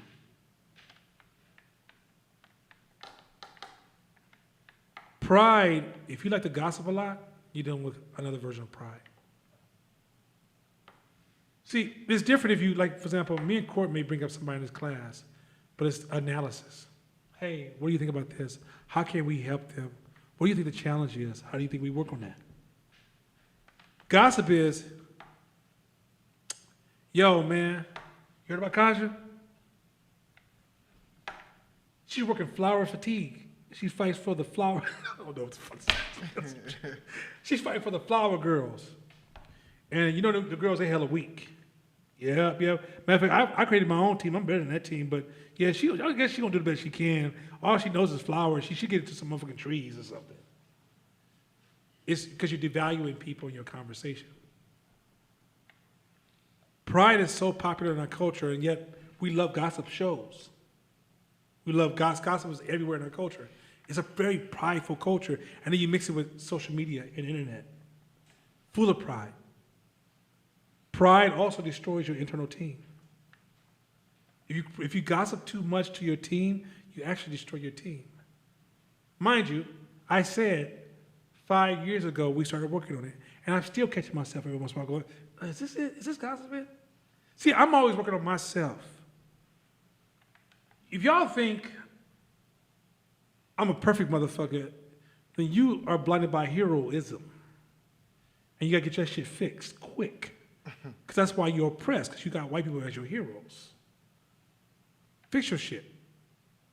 You gotta realize that even the cats in our communities who are performing got shit they working on. Pride is such a dangerous animal from a people who don't feel like they're good enough. It is almost it's almost like the aspirin to the pain of feeling like you're not good enough. And so for us as a people, I just want y'all to know it's something you want to always work on because it's like your brain is working to stop you unconsciously. Because if you embrace any form of pride, you're going to become dull, you're going to become compromised, and usually you will deteriorate relationships. And so it takes time. It's not, so like, and what I've done personally, I'm sharing my personal story, is I work on turning my empathy up. I worked on removing that hero, more and more of that hero undertone. I'm not going to save this man. I believe he can save himself. So I will challenge this man. I might even coach this man. But I will never try to save this man because I value this man as a powerful man. If he does something I disagree with, I need to understand his why, not try to justify his wrong. I don't need to try to judge him like, why'd you do that stupid shit? I just say like, I wonder why you did that.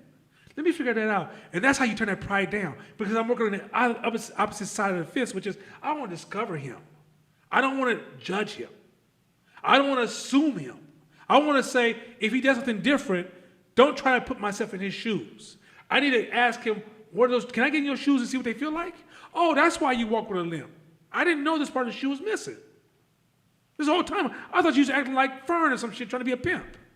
You know what I'm saying? I got your ass, I'm Fern. You didn't think I was coming for you. But what is this? And so the reality is that you gotta like get to a point where even like, when I'm talking to people and somebody starts to show pain or frustration or anger, I say, hey, go ahead, lean into that. It's okay. The pride side wouldn't do that. Pride side will sit back and be like, and they give Corey, man, this motherfucker was over there crying like a bitch, man. I tell this motherfucker he was broke as fuck. This motherfucker started crying with his broke ass. See, broke motherfuckers always got to cry. That's pride. That's where I'm going with that. Hey, I got a theory. You guys can all challenge it, but this is just my theory. And it comes from personal experience. As a 5-year-old, you're cute to all cultures. White people, black people. Look at the cute little black boy. You're cute. 7 all the way up to about 9 years old. You're cute. You're adorable to all cultures, especially white folks. 10, 12, 11, you get to that awkward stage where your teeth is hella bucked and your ears is big and you lanky, big foot. So it's awkward. So then you hit 13, 14, 15. I'm just talking personally. And then I noticed that white person just changed the side of the street that I was walking on. She started clutching her purse. All of a sudden, like, what? Did I turn into a monster or something? People started being afraid of this black kid that was cute before. So internally, I had to come up with something. Ego and pride was like, yo, I got you. Fuck them. Fuck them. Fuck them. All right, well, fuck them. I feels good. Fuck them. So then you look at me crazy, I look at you crazy. You clutch your purse, I'm like, fuck you, bitch. I don't want your stupid ass purse anyway. I give you that look, and it feels good. So over time, pride and ego say, see, I told you, it's good. Fuck them. Like, we don't need them. You can do it. You go to school. Everybody prejudges you. Well, you the dumbass. You from the hood. You know this. You don't know shit. Whatever. You gonna wreck shit up. So then it's like, oh, that's the label you guys giving me. Well, fuck it then. I'm gonna take it. And you start rejecting society, and your ego is protecting you. So over time, if you create this layer, and I say for black women too, you guys are the most devalued in society. So you had to create this layer of protection, of ego, this pride. Now, when you hit the working world, anything beyond just a job, like, hey, this is your job, move this from here to there, or this to that, learning a skill, that's basic shit. You can have that pride. But when you want to play a bigger game, it wasn't until I wanted to play a bigger game I realized, oh, fuck, this pride shit can't work for me. Me being right or wrong, I can't, it doesn't work for me. I got to break it down for me to go to that next level. So as black folks, all the shit that the outside society puts down on you, or that the story we create that they do, because sometimes it's just our own imagination. Maybe we create those stories before it's even real, but we still create it. So that's when it's time for you to take that and be able to move it. It's not just a hard shell, move it. You can go from zero sometimes. You can turn it up when you need to, but learn how to turn the dial down to zero, because without that, you can't hear. You can't hear people. You can't hear the world. You can't see. And now you're just stuck on this one frequency, and you fucked if you're trying to play a bigger game. Before we go home, Shavisha, share that story you told me about, the thing you learned from being around 510 Media, and because it's the exact same story, but it's your personal testimony about how when somebody goes in corporate America, how they can't, how they're so busy focused on the code switch and all these other things, they can't see, they can't show up, and how as a person not having to carry that weight. If you could just share that real quickly before we end this class, but I want to show you how much wisdom, and it's almost like if Court, it's feel like Court was, had a little, he's been listening to me. We gotta ask him what's going on, because he must have a bug in my car. But anyway, the point is this, the same conversation just happened with Shavisha, but I want to share two different motivations, same thing. Go ahead, Shavisha. So I came to 510 Media, and so I came to 510 Media after like 17 years in corporate America. That's how long, but go ahead. Right? Always in corporate retail, right? So always in companies that were launching themselves to be the next thing. So that was my entire career. So when I left that, I had a lot of achievement, right? I had a lot of degrees. I had a lot of experience in my career. I had done a lot of things. And so when I decided that I wanted my life to be different, I came back home, and people wanted to recruit me for things, but I know I didn't want that, so I came to Hope. And I didn't just come to Hope, I came to what I call the 510 Media ecosystem, which includes Hope, but it's also the agency, right? So I got a chance to work on both parts of this. What I didn't realize, I realize it now, but I had incredible insecurities when I came here. Massive insecurities, because everything was what I had achieved, but none of it was me.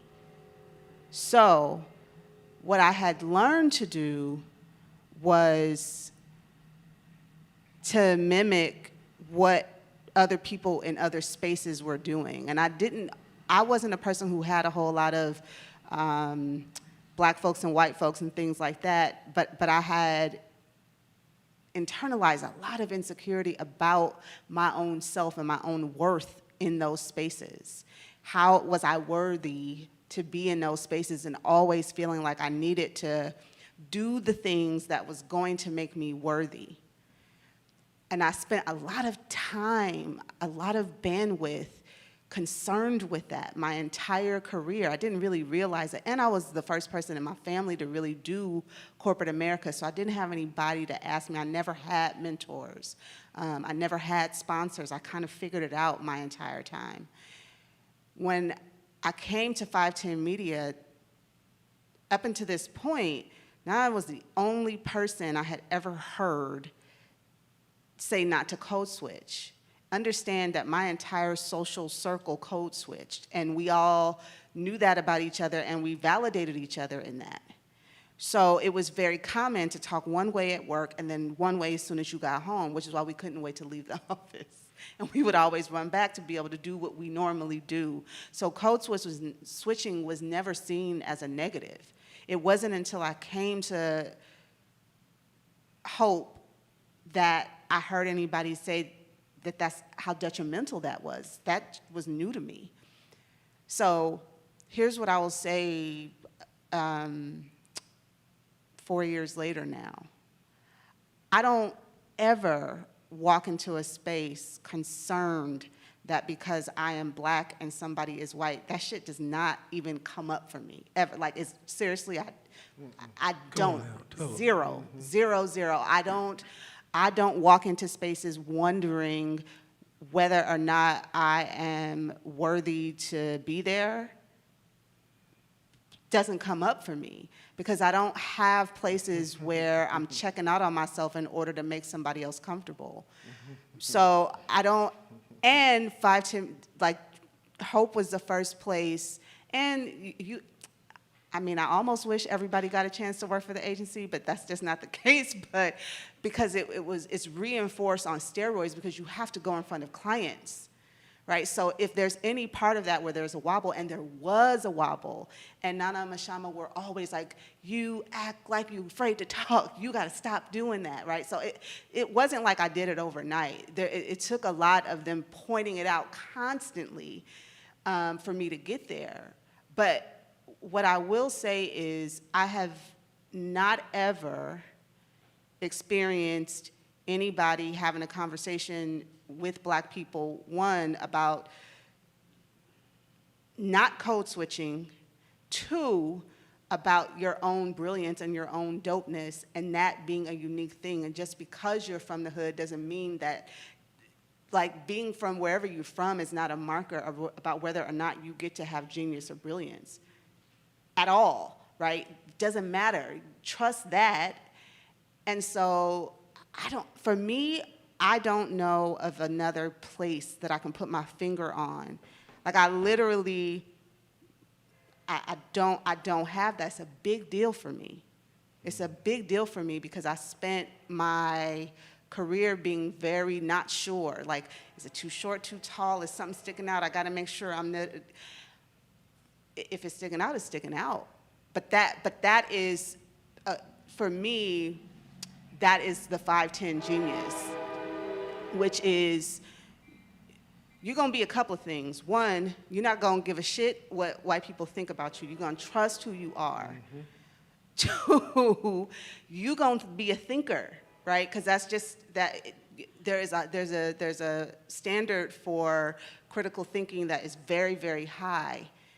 And there is a standard for self-reflection and awareness that's very, very high. So whatever you don't see in year one, you will eventually start to see because it's everywhere. And blind spots and checking yourself and where's your ego? All of that is everywhere all of the time. And so it becomes very normal. But to me, that is 510 Media, the 510 Media Hope Foundation, this ecosystem, this 510 ecosystem. It is masterful and genius at getting black people to drop all of the places where they don't feel good enough. And the way that you don't have the weight and the baggage of that to have to deal with all of the time is priceless, like for real priceless, because it's the way you see yourself, and you don't ever walk into a place with your head hung low or in any sort of question. And when you are in other spaces, I've never fucking had that. Like, it's just, for me, is what Nana and Mashama embody and model. And so even if you've never seen it before, you're like, well, what is that? So I think if you allow it, then it can be probably like the biggest gift you give yourself, which is to allow yourself to drop a lot of that stuff. And I get that it's hard, because it is hard. It's hard to have people point out your blind spots, especially because I came from a background that you never let somebody see you with a blind spot. Like, you shouldn't do that. But to normalize it, that it's all good and that you lean into that, and also to go from being educated to being a learner and to lean into that, I probably could go on and on, but in year 4, I'm like, oh, I don't think about whether or not I'm supposed to be in a space. I'm at the table because I'm at the table. And if you're not careful, I'm probably going to take your seat. Like, you should be careful about that. So, but there's a way in which I trust that now. That's from here, 100%, 100%. Yo, with that being said, there's no other words. Have a good night.